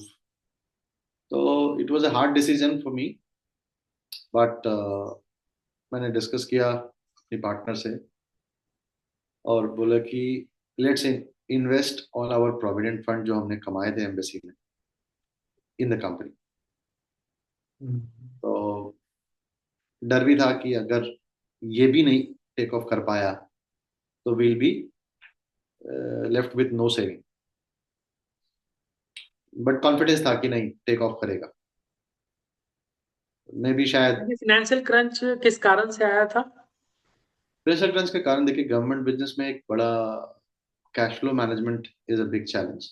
Okay. Payment delays होते हैं, टाइम पे पेमेंट नहीं आता, ये that's a fact with any government business. So जो कंसल्टिंग बिजनेस है इट वर्क्स ऑन थ्रेशोल्ड कि इधर यू शुड हैव 10 प्रोजेक्ट्स की, एक से नहीं आए तो एक से आ गया, तो आपका कैश साइकिल चलता रहता है। बट हमारे केस में we are small company, so we had 2-3 projects only and all of them were delayed. Employees हैं, इंफ्रास्ट्रक्चर है, तो you have to. We have to pay salaries, so we invested all our money. Okay. That was a big call, but confidence था कि it will take off. My great. partner said, my wife said, if you are confident, then I am confident. Let's go for it. तो किया, और regret नहीं है आज भी। उसके बाद टेक ऑफ हुआ। Now we have multiple projects, we are doing projects outside India, we are working in world largest dam. तो रिकॉग्निशन है, लोग कंपनी को जानते हैं, और रेपुटेशन अच्छा है। और अभी हमारा प्लान है to expand overseas as well. तो अच्छा लगता है कि जब, और प्लान भी हमें कि हमारा एक्चुअली प्लान ये भी है कि we don't want it to be a privately held company, we'll make it a employee owned company. तो जो लोग हमारे साथ डे वन से जुड़े हैं, 5 साल 7 साल अपना दिया है रिस्क, उन्होंने भी लिया, बड़ी कंपनी से आके एक छोटी कंपनी में ज्वाइन किया, हमारा साथ दिया, दुख में सुख में, कैश क्रंच में। तो it's a partnership which needs to be rewarded. Lovely. So that's why we'll have an employee-owned firm going forward. What does that mean, like क्या बता सकते हैं कि what do you mean by employee own fund ये firm? भी again this goes to Australian learn। अगर मुझे exposure नहीं होता बाहर का तो नहीं पता होता कि ये क्या होता है। So where the core employees who given certain, so they will own certain share in the company, okay. certain percentage। सो वो आपके प्रॉफिट्स का वो भी हिस्सेदार होंगे? के हिस्सेदार, तो प्रॉफिट में भी हिस्सेदार, लॉस में भी हिस्सेदार, तो एक सेंस ऑफ ओनरशिप आती है हम्म। कि मैंने 5 साल दिए, everybody came, they were working in big companies. वो भी एक एक्सपीरियंस है कि आप अपने पहले एम्प्लॉय को कैसे हैक करते हो, कैसे कन्विंस करते हो कि आपके पास आए। आपकी तो स्टार्टअप है, 2 लोग हैं, एक जना है, क्यों कोई अच्छी खासी नौकरी छोड़ के आए। तो बट वो आए, आपके साथ 5 साल दिया, 6 साल दिया, अभी भी हैं। तो अप्स एंड डाउन्स देखे, उनको भी घर से प्रेशर होता है, क्यों रखे हुए, छोड़ दो इस कंपनी को, टाइम पे पेमेंट नहीं आ रहा, ये जो भी है, कोई टेक ऑफ कब होगा पता नहीं, छोड़ दो। तो वो भी उन सब प्रेशर के बाद भी हमारे साथ टिके रहे, तो they should also be rewarded. Recognised, या लवली। तो अदरवाइज इसका आपको इस like being the owner of that company, आपको इस फीलिंग या फिर आप जो इस तरह का ट्रीटमेंट देते हो अपने एम्प्लॉयज को, इसका आपको रिवार्ड कैसा मिलता है? Like, is it two way? Like the way you treat your employees, they treat or they pay the same respect to you and your company, or like what is your experience? क्योंकि अभी इसलिए भी मैं पूछ रहा हूँ क्योंकि अभी अट्रिशन रेट बहुत बढ़ा हुआ है इंडिया में भी और बाहर की कंपनीज में भी, एम्प्लॉयज निकाले जा रहे हैं, so they don't feel connected to the company any more. So what is your take on this कि जिस संस्था में एम्प्लॉय काम करता है, दोनों के बीच में कैसा रिश्ता होना चाहिए, ओनर ऑफ द कंपनी और एम्प्लॉय के बीच में? हमारे यहाँ देखिए, ओनर का सिस्टम रखा नहीं है हमने शुरू से। डे वन से हमने कोई सर मना कर दिया, कोई किसी को सर नहीं बोलेगा। आउट ऑफ रेस्पेक्ट आपको बोलना है बोलिए, लेकिन नाम, और चूंकि हमारे यहाँ एक कल्चर है बिहार में जी लगाना, तो हमने कहा जी लगा दो अगर इज्जत देनी है। तो सर का कल्चर हमने रखा नहीं है। कई लोग हैं जो मतलब प्रोबब्ली इनसे कि I am the least qualified of all the people that we have in the team, they are all MTech और पीएचडीज। हम्म, मैं उनको सर बोलता हूँ, वो मुझे सर बोलते हैं हम्म, या नाम से बुलाते हैं, बट सर का कल्चर हमने डे वन से रखा नहीं है, कोई भी हो। और छोटी ऑर्गेनाइजेशन है तो ट्रांसपेरेंसी है, कुछ भी छिपा के हम नहीं करते। मतलब हर चीज के बारे में हर किसी को पता होता है। हम्म, अ, किसके घर में कितने बच्चे हैं, कब किसके बेटे का बर्थडे है, कब क्या हो रहा है, क्या इशू है। तो एज ए परिवार की तरह हम दूसरा का ख्याल रखते एक हैं। बॉन्ड बना बना हुआ है लोगों के बीच में क्या? और दूसरा एक चीज हमने किया कि चूंकि मेरा एक्सपोजर रहा as a ICICI bank employer ने बहुत टेक केयर किया एज ए एम्प्लॉय का मेरा, हम्म, किसी ने भी टेक केयर किया, तो मेरा ये था कि मैं वो चीज रेप्लिकेट करूंगा कि अगर हमारे यहाँ कोई भी ट्रैवल होता है हम्म, तो जहाँ फ्लाइट अवेलेबल नहीं है वहीं लोग ट्रेन से जाते हैं, otherwise flight travel is there. Hotel हमारे यहाँ कोई भी रुकेगा तो 3 स्टार से कम में नहीं रुकेगा, ओके। चाहे जो भी हो। तो ये सब चीजों में हम कॉम्प्रोमाइज नहीं नहीं करते। करता। ओके। भी अगर आप फैसिलिटी नहीं देंगे तो मोटिवेशन टू वर्क चला जाएगा। ओके। तो talk about some of your key projects जो अभी आप कर रहे हो या फिर आप करना चाहते हो, कोई बड़े प्रोजेक्ट्स जिस पर आप ब्रीफ में बताएं। वैसे तो मुझे बात करने में बहुत मजा आ रहा है, we can go on and on, but time भी आपका भी टाइम लिमिटेड है, and so taking that also in mind, keeping that in mind, आप अपने की प्रोजेक्ट्स बताएं। और एक दो पहलुओं पर और मैं बात करूंगा, then will come to the rapid fire on the last section of our show.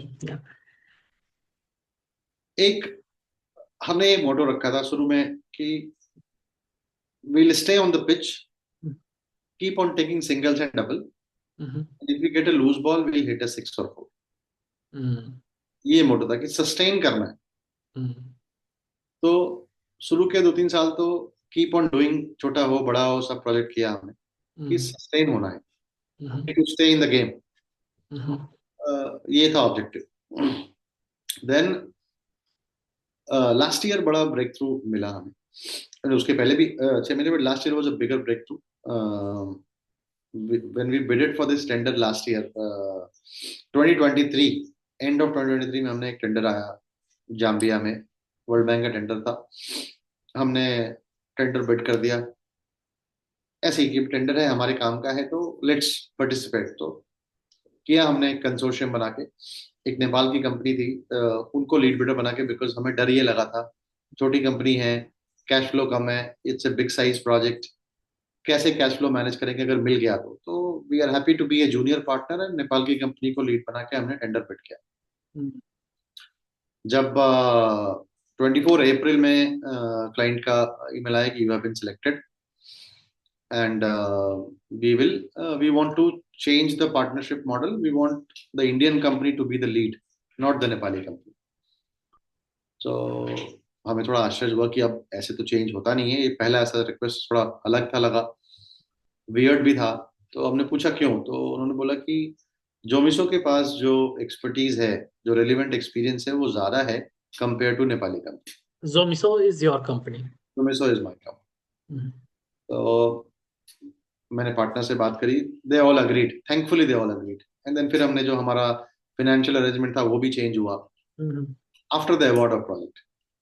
और जब क्लाइंट से हमारी पहली ऑनलाइन मीटिंग हुई मई में, जब CEO of Zambezi River Authority is our client, तब उन्होंने बताया कि it is world largest dam by storage capacity. We were not aware कि it is a world largest dam by storage capacity. Okay. We were For so the, yeah, for our audience, can you tell us like what is your role in that project? आपकी company का क्या role है? So the project has got two components. One is design of early warning system for the Mhm. whole dam, Mhm. and then construction supervision of the installation of the early warning system. Mhm. So we are doing the designing part. Construction supervision will be done by our Nepali partner. Okay. Uh, जब हमें ये project मिला, world के largest dam के बारे में पता चला कि it's the world largest dam by storage capacity. Mhm. 180 billion cubic metre पानी है इसके अंदर, जो इंडिया का एनुअल वाटर कंजम्पशन का 20% है। तो ह्यूज। तो मैं बड़ा फिर मेरा एक मित्र है, द वीक एक मैगजीन में, he was journalist. So I shared with him कि यार वी हैव गॉट दिस पर, इट्स वर्ल्ड लार्जेस्ट डैम। तो बोला ये तो न्यूज़ है यार, Mhm. इसको मुझे छापना पड़ेगा। So then he published this on week that Indian startup got a project in world largest dam. फिर वो मैंने बड़ा खुशी खुशी वो सब लिंक अपने सारे गवर्नमेंट के क्लाइंट्स और दोस्तों को शेयर किया। Mhm. बड़ी बड़ी सरप्राइज की कैसे मिला इसको। Mhm. मैंने कहा यार मुझे खुद नहीं पता था, हमने तो टेंडर किया, मिल गया। Mhm. आज भी लोग सवाल पूछते हैं, Mhm. But some of the friends from World Bank and ADB were very happy कि Mhm. बहुत अच्छा किया, बहुत अच्छा प्रोजेक्ट है, it's a good exposure. Mhm. तो उससे कुछ सेंस ऑफ अचीवमेंट लगा कि यार इतने सारे लोग कह रहे हैं, तो ऑब्वियसली अच्छा प्रोजेक्ट। फिर जब मैं गया, probably I will say they are, it's a dam operated by two countries, Zambia and Zimbabwe. So the agency has been set up by the Parliament Act of both Zambia and Zimbabwe. The Mhm. agency is called Zambezi River Authority, and this dam is called Kariba Dam. Okay. On one side of the dam is Zambia, one side is Zimbabwe. Okay. So आप एक ही बार दोनों country visit कर सकते हैं, dam को खाली cross करना है इधर से उधर। Okay. बहुत अच्छा एक्सपीरियंस होता है, and probably say it's one of our best client, Lovely. Very good people, Mhm. Very knowledgeable, very supportive. The kind of communication that we receive from the client, Mhm. probably I'll say of all my clients, they are the Mhm. best. And the project is already kicked off. Sorry? Project has already kicked off, right? Like start हो चुका है project. It is already started in August, rather July last year, Mhm. and we are on the verge of completing phase one, the design of early warning system, by end of Feb. The early warning system is for a security purpose, security reason and all. No, early warning system is for warning people. Mhm. So, एक सरल भाषा में audience के लिए बताएं जरा। सरल भाषा में कि अगर कोई डैम है या बाढ़ आ रहा है हम्म। या बारिश ज्यादा हो गई है, हम्म। तो लोगों को चेतावनी देने के लिए, पूर्व चेतावनी देने के लिए हम्म। सायरन सिस्टम लगते हैं। हम्म। प्लस वो चेतावनी का सोर्स कैसे हो, तो कैसे मालूम पड़े कि बारिश हुई है ऊपर, और नीचे पहाड़ों में बारिश हुई है, नीचे पानी आएगा, तो उधर सेंसर इंस्ट्रूमेंट लगते हैं, कुछ डेटा सेंटर बनते हैं, और सायरन लगते हैं ताकि लोगों को चेतावनी दी जा सके अगर कोई ऐसा प्राकृतिक आपदा आने वाली है, तो लोगों हम्म। को वार्निंग दिया जा सके। तो ये ग्लोबल जितने भी डैम हैं, as part of best practices, hmm. आपको ये पूर्व चेतावनी वाले सिस्टम लगाने हैं। सिस्टम लगाने पड़ते, ओके। सारे डैम में लगने हैं, इंडिया में भी लगने हैं, यहाँ हम्म। भी हम लोग काम कर रहे हैं, हम्म। और भूटान में भी कर रहे हैं। ओके। तो ये एक बहुत अच्छा कदम है। कई बार क्या होता है, डैम का गेट खुला और लोग बह गए, जो फिशिंग कर रहे हैं, पिकनिक कर रहे हैं, ऐसा कई हादसे हमारे यहाँ भी होते रहे हैं। हम्म। हिमाचल में आपने सुना होगा, बच्चे पिकनिक मनाने गए, स्विमिंग कर रहे थे, डैम का गेट खुला, उन्हें पता नहीं चला और हम्म। बह गए। हम्म। अर्ली वार्निंग सिस्टम इन सब कामों के लिए भी बहुत जरूरी है। Hmm. Got it. Got it. And like do you have projects in India as well? हाँ, इंडियन गवर्नमेंट के साथ भी आप काम कर रहे हो? हाँ, हम यहाँ पे भी कर रहे हैं काम। हमने नॉर्थ ईस्ट में काम किया, पंजाब में काम कर रहे हैं, नागालैंड में किया है, राजस्थान में कर रहे हैं। तो वो भी एक है, देखिए रिलेशनशिप प्राइवेट। हमारा कोर है। ओके। हमने रिश्तों में इन्वेस्टमेंट किया है।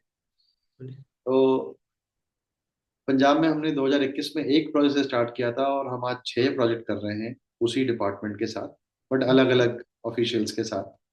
तो दैट टॉक्स की हाँ, इनके काम की क्वालिटी अच्छी है, रिलायबिलिटी अच्छी है। सेम विथ मणिपुर, हम मणिपुर में हमने 5 प्रोजेक्ट कर रहे हैं। अभी रिसेंटली हमें एक प्रोजेक्ट मिला है वहाँ पे। 2020 से हम वहाँ काम कर रहे हैं, एक के बाद एक, एक के बाद एक, कुछ ना कुछ एंगेजमेंट हमारा हमेशा रहता है वहाँ। या उनके पास कुछ प्रोजेक्ट आते हैं तो वो पूछते भी हैं कि आप इंटरेस्टेड हैं। Okay.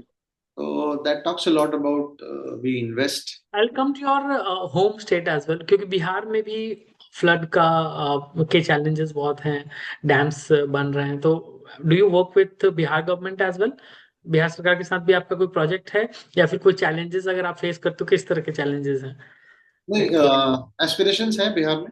हम्म, इनफैक्ट डिस्कशंस भी हो रहे हैं। बहुत जल्द अगर भगवान ने चाहा तो हम वहाँ भी काम शुरू करेंगे, क्योंकि फ्लड एक बड़ा मुद्दा है। काफी काम हुए हैं बिहार में फ्लड को लेके।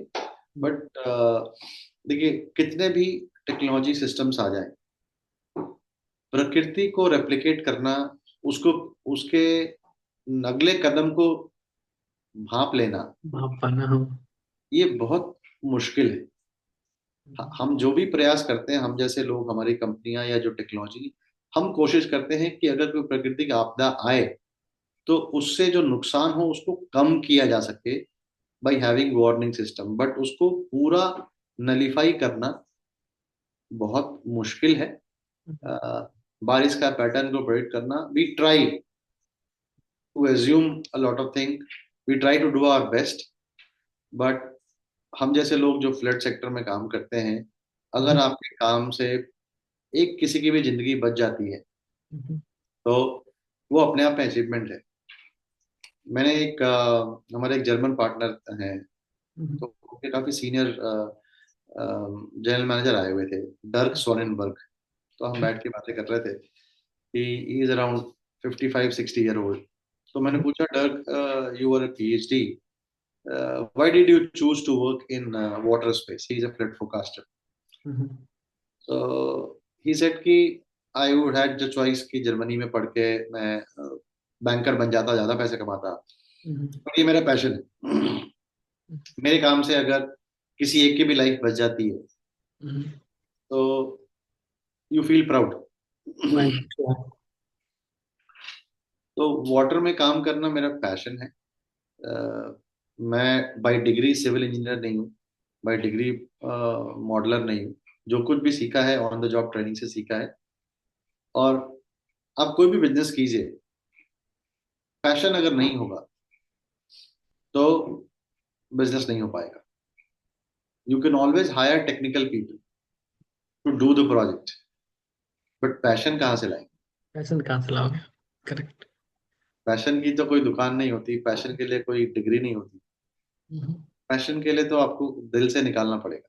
लवली, ग्रेट टेक अवे, या well said. Now I would like to talk something about your, about your, yeah, next projects, and how do you want to diversify your company now? Like अभी आप अलग अलग sectors में भी काम करना चाह रहे हो, या how is that? क्या हमारा स्कोप देखते हो आप अपनी कंपनी का? फ्यूचर स्कोप क्या है?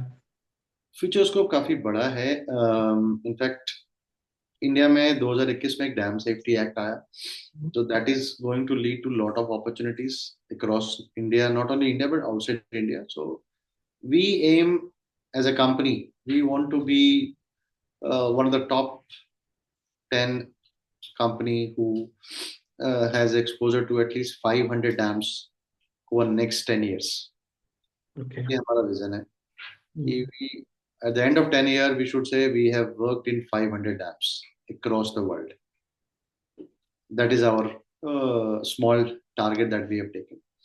We'll diversify into Now, as of now, how many projects you have worked on? Sorry, how many dams you have worked for? 10. 10. Okay. And your target is to have minimum 500 500. in next 10 Okay. years. Lovely. Best wishes from our side. Thank you. So we will also try to integrate with a lot of generative AIs coming into thing. So one of our target also is to how do we integrate whatever we are doing in terms of hydrology and flood management and dam safety, and integrating that with generative AI to one expedite and improve the current system and processes that we are doing, plus also developing new products and solutions which can help dam owners, help people involved in flood management, improve their lives. So that's another area that we'll be working on. We are still working on. We'll diversify that. So amalgamation of technology Mm-hmm. and the traditional engineering design solutions together, Mm-hmm. and deliver new products out of the combination of these two is our plan going forward. But we'll keep on investing our time and effort in this sector. We are happy to be a mid-segment company. We don't want to be the world leader. Uh, we don't want to be a billionaire. If you ask me as a businessman, we are happy even if we are, let's say, a $10 million company. Mm-hmm. We are happy and content. Lovely. What are which are your key competitor companies in this sector? Uh, as of now, there is not, water resource is a very niche area. So we don't see much of a competition within India. Maybe three or four companies, not more than that, in the sector that we work in. Mm-hmm. It requires a lot of skill set. So I must say, this is an area Mm-hmm. where I would encourage a lot of, especially girls, they should focus on non-conventional engineering branch.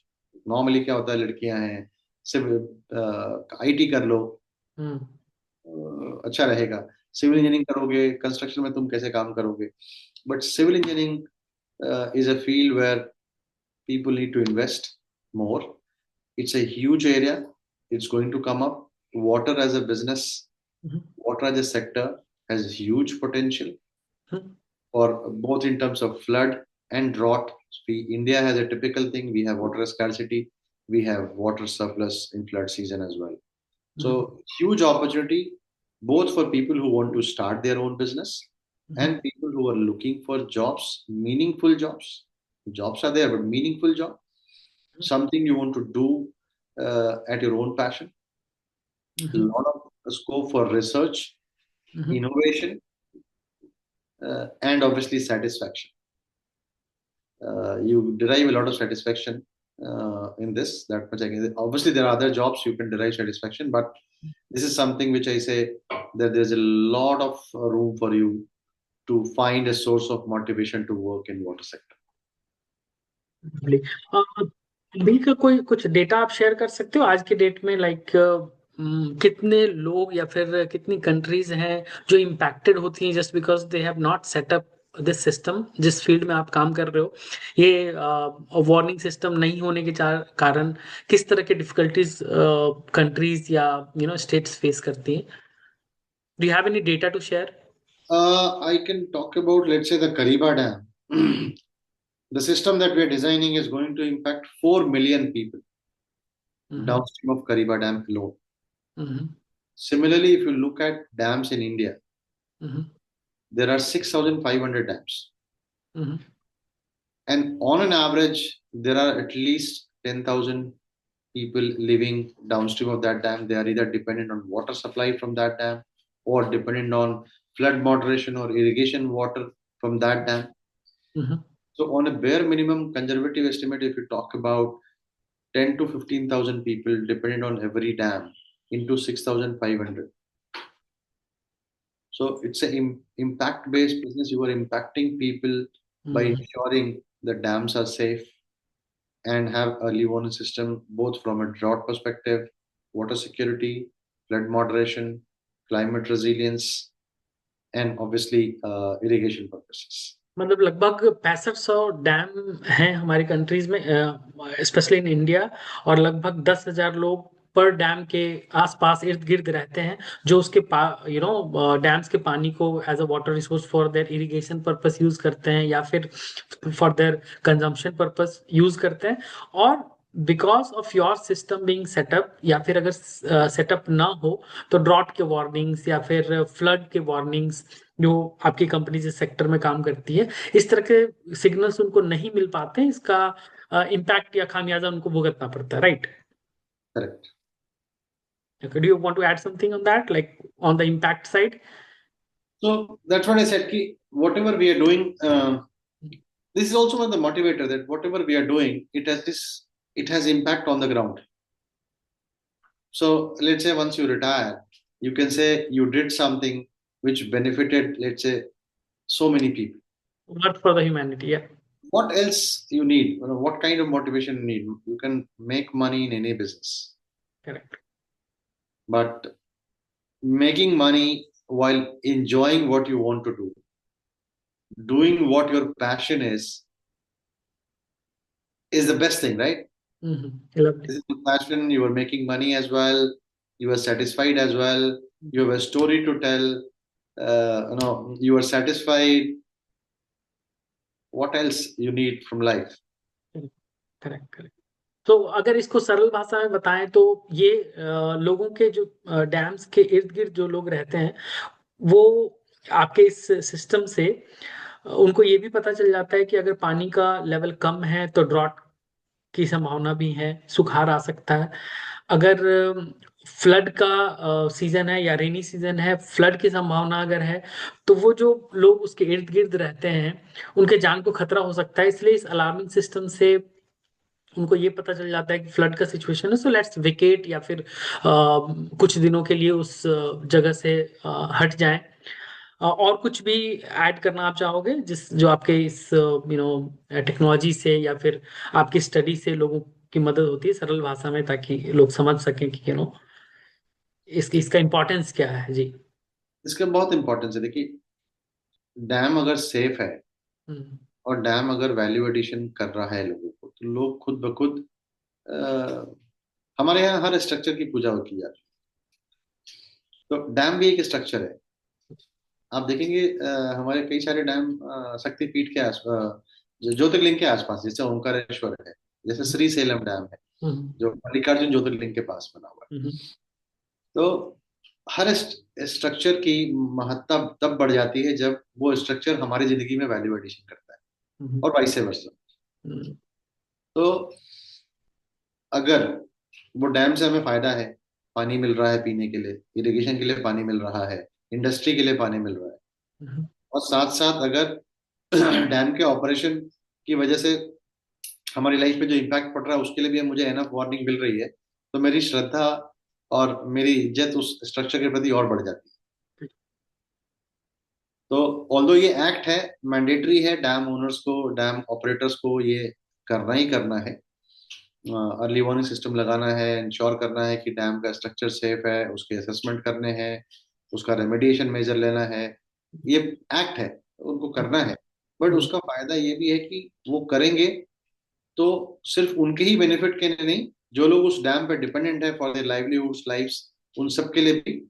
जैसे कई dam में लोग fishing करते हैं, अब अचानक से dam का गेट खुला, उनको वार्निंग नहीं है, तो उनको लाइफ को थ्रेट हो सकता है। तो इस करेक्ट। तरह से वार्निंग सिस्टम उन जैसे एक्टिविटीज के लिए भी बेनिफिशियल है। लोग वाटर स्पोर्ट्स कर रहे हैं, अचानक से बाढ़ आने वाली है या हम्म। पानी बढ़ गया डैम में, डैम का गेट खोलना पड़ गया, हम्म। टू इंश्योर डैम का स्ट्रक्चर सेफ रहे। हम्म। नहीं तो पानी की वजह से डैम ना टूटे, इसलिए डैम का गेट खोल दिया जाता है ऐसी कि ऐसी कोई घटनाएं हुई हैं रिसेंट में, like which you want to highlight? ऐसे कई घटनाएं हुई। 2023 में हिमाचल में काफी बड़ी त्रासदी आई थी। हम्म। कुछ डैम के गेट नहीं खुल पाए ओके। क्योंकि कभी वो डैम गेट ऑपरेट नहीं हुए, ढंग से मेंटेन नहीं हुए डैम को, और कुछ बड़े बड़े बोल्डर्स फंस गए, तो डैम के गेट नहीं खुल पाए। उस स्थिति में डैम के स्ट्रक्चर पे खतरा हुआ, लोगों का जान माल का नुकसान हुआ। तो अगर अर्ली वार्निंग सिस्टम रहता, तो मैं ये नहीं कहता कि जान माल का नुकसान, मैं फिर वही कहता हूँ कि प्रकृति के नेचर को प्रेडिक्ट नहीं कर सकते, कुछ हद तक कर पाएंगे, ज्यादा से ज्यादा। हम्म। बट हमारे अर्ली वार्निंग सिस्टम अगर होते उन डैम्स में, तो हम्म। शायद कुछ जानें बचाई जा सकती। ओके। या this is very important, this is very important that कि इस तरह के सिस्टम ना होने की वजह से इस तरह की घटनाएं अगर होती हैं तो this should definitely be taken care of. Yeah lovely. Okay, so we have come to last section of our this interaction. आज के इस वार्तालाप का लास्ट सेक्शन है, this is rapid fire round. फिर मैं कुछ क्वेश्चंस आपसे पूछूंगा You can, give the answers in one line, one word, or maximum one line. Okay, let's see how it goes. All set? या Okay. आपका पसंदीदा Bihari dish? Litti chokha कल ही खाया। Okay, lovely. What one thing do you miss a lot about Bihar? हम्म, वो भोजपुरी में लोगों से बात करना। Okay. You are in Delhi right now, right? हाँ, Okay, so okay. Three key learnings from your experience as a businessman.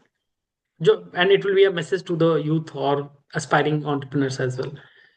कोई three messages आपके takeaways from life, yeah. Patience, Mhm, Perseverance, mhm. Belief in your idea. Lovely, lovely. Which life is better, as a corporate employee, yeah, as a businessman? Because आपने दोनों phase of life देखा है, right? For me businessman life is better. You have flexibility, you have freedom. I Okay, can't go back now to a corporate job. okay. Do you want to add something on the flexibility and freedom part? क्योंकि आज के समय में India में भी entrepreneur startup का culture बहुत ज्यादा बढ़ा हुआ है, तो give some light on that. यार सबसे अच्छा फायदा है जिस दिन काम करने की इच्छा नहीं हुई मोबाइल बंद करो और सो जाओ। Okay. Nobody is calling you, ये काम नहीं हुआ, you are your own boss. तो ये है, टाइम की फ्लेक्सिबिलिटी है, प्रेशर भी है। तो खूब मजे से काम करो दम लगा के, और जितनी छुट्टी लेनी है ले लो, किसी से पूछना तो है नहीं कि छुट्टी लेनी है। करेक्ट. ये फ्रीडम है। Lovely. One big wish from your 2025, one achievement which you want to do in 2025. 2025, the as a company, as an entrepreneur, we want to reach at least 50 dams by end of December 2025. Or what is the best part of your job which you love? Tricky question, many things, but what I love more is interacting with people, interacting with our potential client, and traveling. Okay. Any recommendation to Bihar government in the field of education, or you can recommend something in any field? Bihar government should acknowledge that there are a lot of talents within the state. Their education system has been widely regarded. Mhm, We have to maintain that and also focus on revitalizing their well-renowned government school, which used to be at one point of time highly regarded. Across every district, you will find one good school. You will find a lot of alumni. Oh, हमारे जमाने में ये school बहुत अच्छा होता. mhm. So focus on improving the status of those schools back to their past glories. That's something which, if they do, any government, they will have a lot of voters and fan following. Lovely. यहाँ पर मैं इससे इतर कुछ और भी बात करना चाहता हूँ. आपका टेक अवे वो तो बिहारी, एक बिहार से निकला हुआ बच्चा, एक इंसान, उनके उनमें आप क्या यूनिक देखते हो? Because you are from Bihar, but at the same time आप बहुत डिफरेंट अरीना के लोगों से बात करते हो, उनके साथ इंटरेक्ट करते हो, फॉरेन में भी बहुत डिफरेंट कंट्रीज में आपने काम किया. क्या यूनिक देखते हो बिहार में? बिहार में वो पोटेंशियल है, या फिर ऐसे ही हम चौर में कहते हैं वो एक बिहारी सौ पे भारी, does it have that weight in reality? मेहनती तो बहुत होते हैं हम, और एडेप्टेबल भी होते हैं. ओके. मतलब I'll say out of 10 people from Bihar that I meet in Delhi, 7 of them are really appreciative, both in terms of their hard working, their talent, and their adaptability. I know people who work here. I know their bosses or their super bosses or company owners, and I've seen those guys in last 5 6 years, that the way they have grown within their company, both in terms of promotion and ranks. Hard working बहुत होते हैं और adapt कर जाते हैं. Situations पे adapt कर जाते हैं। हिसाब से अडाप्ट कर जाते ओके। आप एक बिजनेसमैन हो बिहार में, बट इंडस्ट्रियलाइजेशन का या फिर नए नए बिजनेस सेटअप का वो कल्चर बहुत ज्यादा नहीं है। इसके पीछे क्या कारण आप देखते हो? Is it from government side, या फिर बाहर से इन्वेस्टर लाने में हम गवर्नमेंट असफल है, या फिर उसका इंफ्रास्ट्रक्चर ही ऐसा है?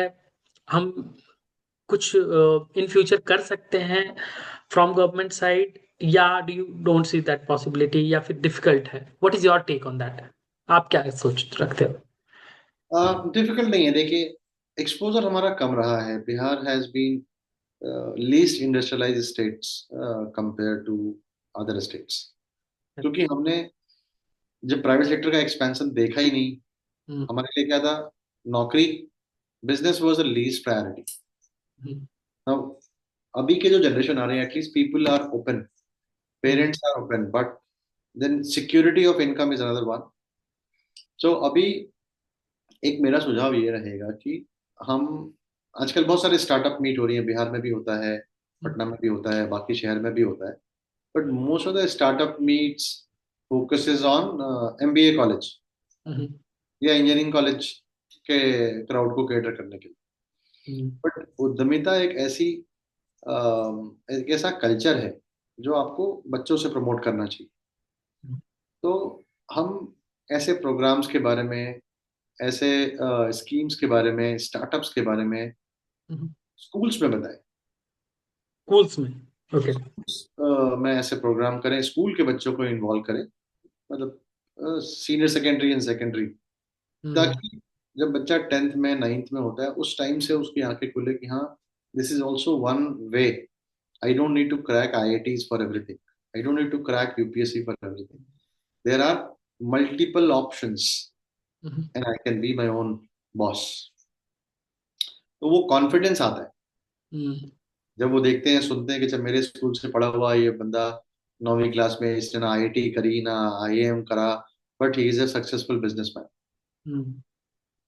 तो वो एक कॉन्फिडेंस देता है, वो एक अच्छा, स्कूल के करिकुलम का ये हिस्सा होना चाहिए।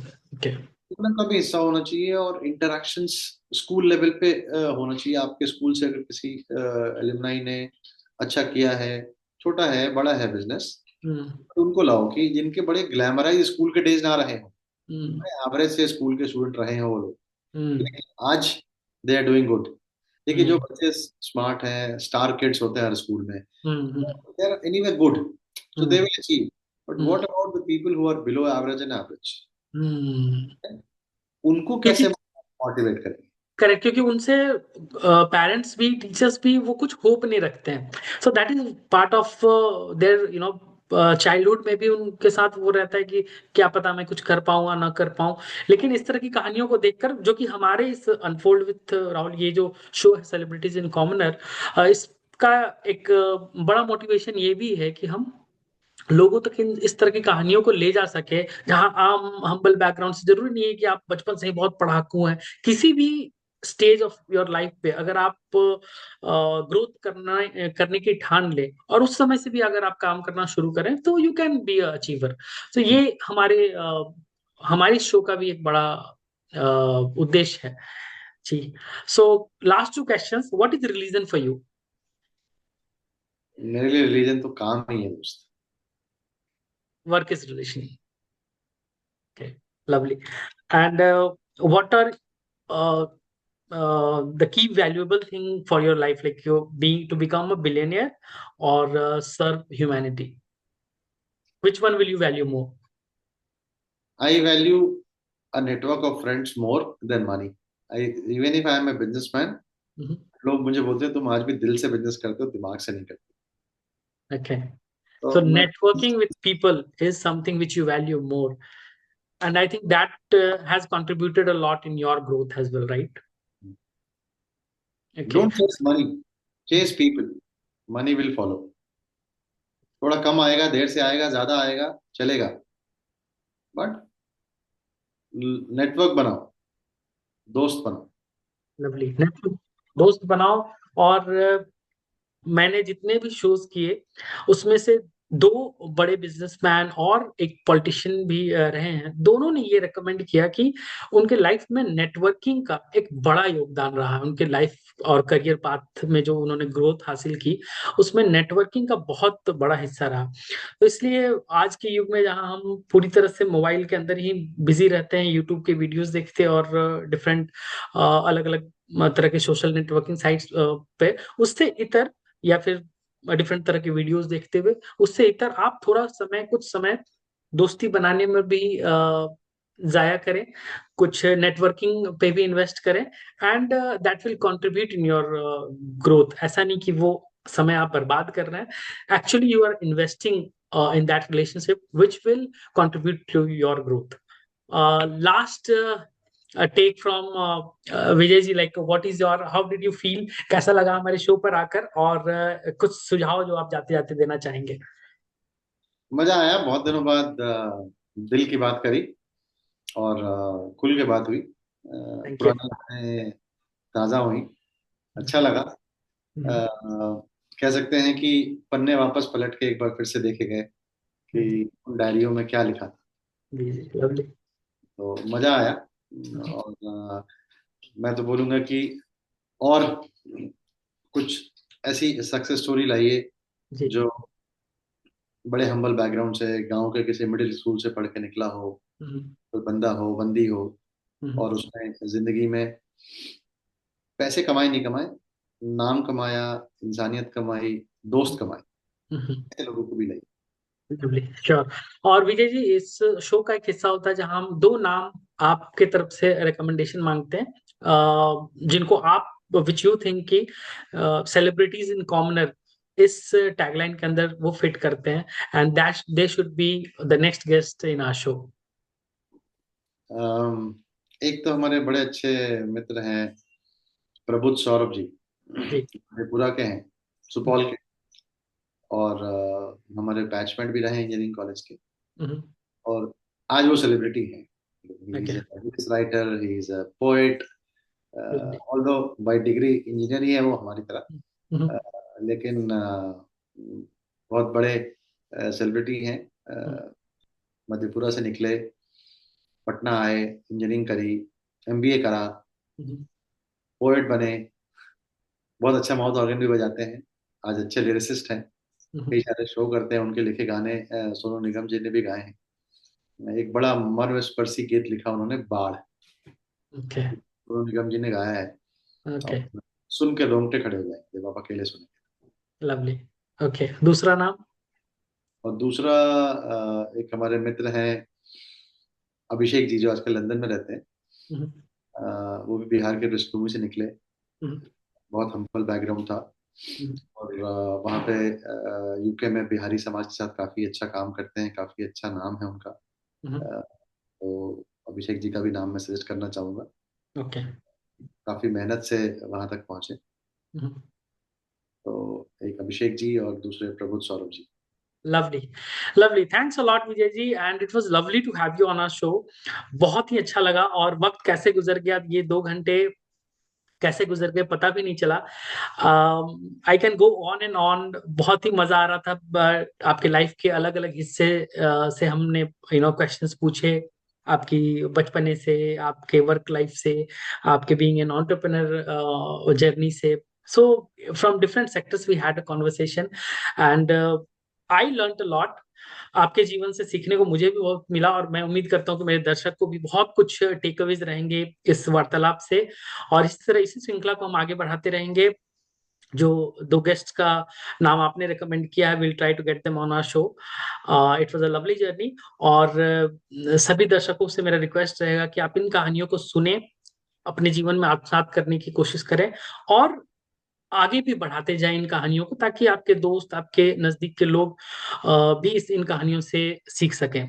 इसी के साथ ये जर्नी बरकरार रहेगी, ये रास्ता बढ़ता रहेगा, कारवां बढ़ता रहेगा। हमसे कनेक्टेड रहें, जुड़े रहें। बहुत बहुत धन्यवाद। Thank you.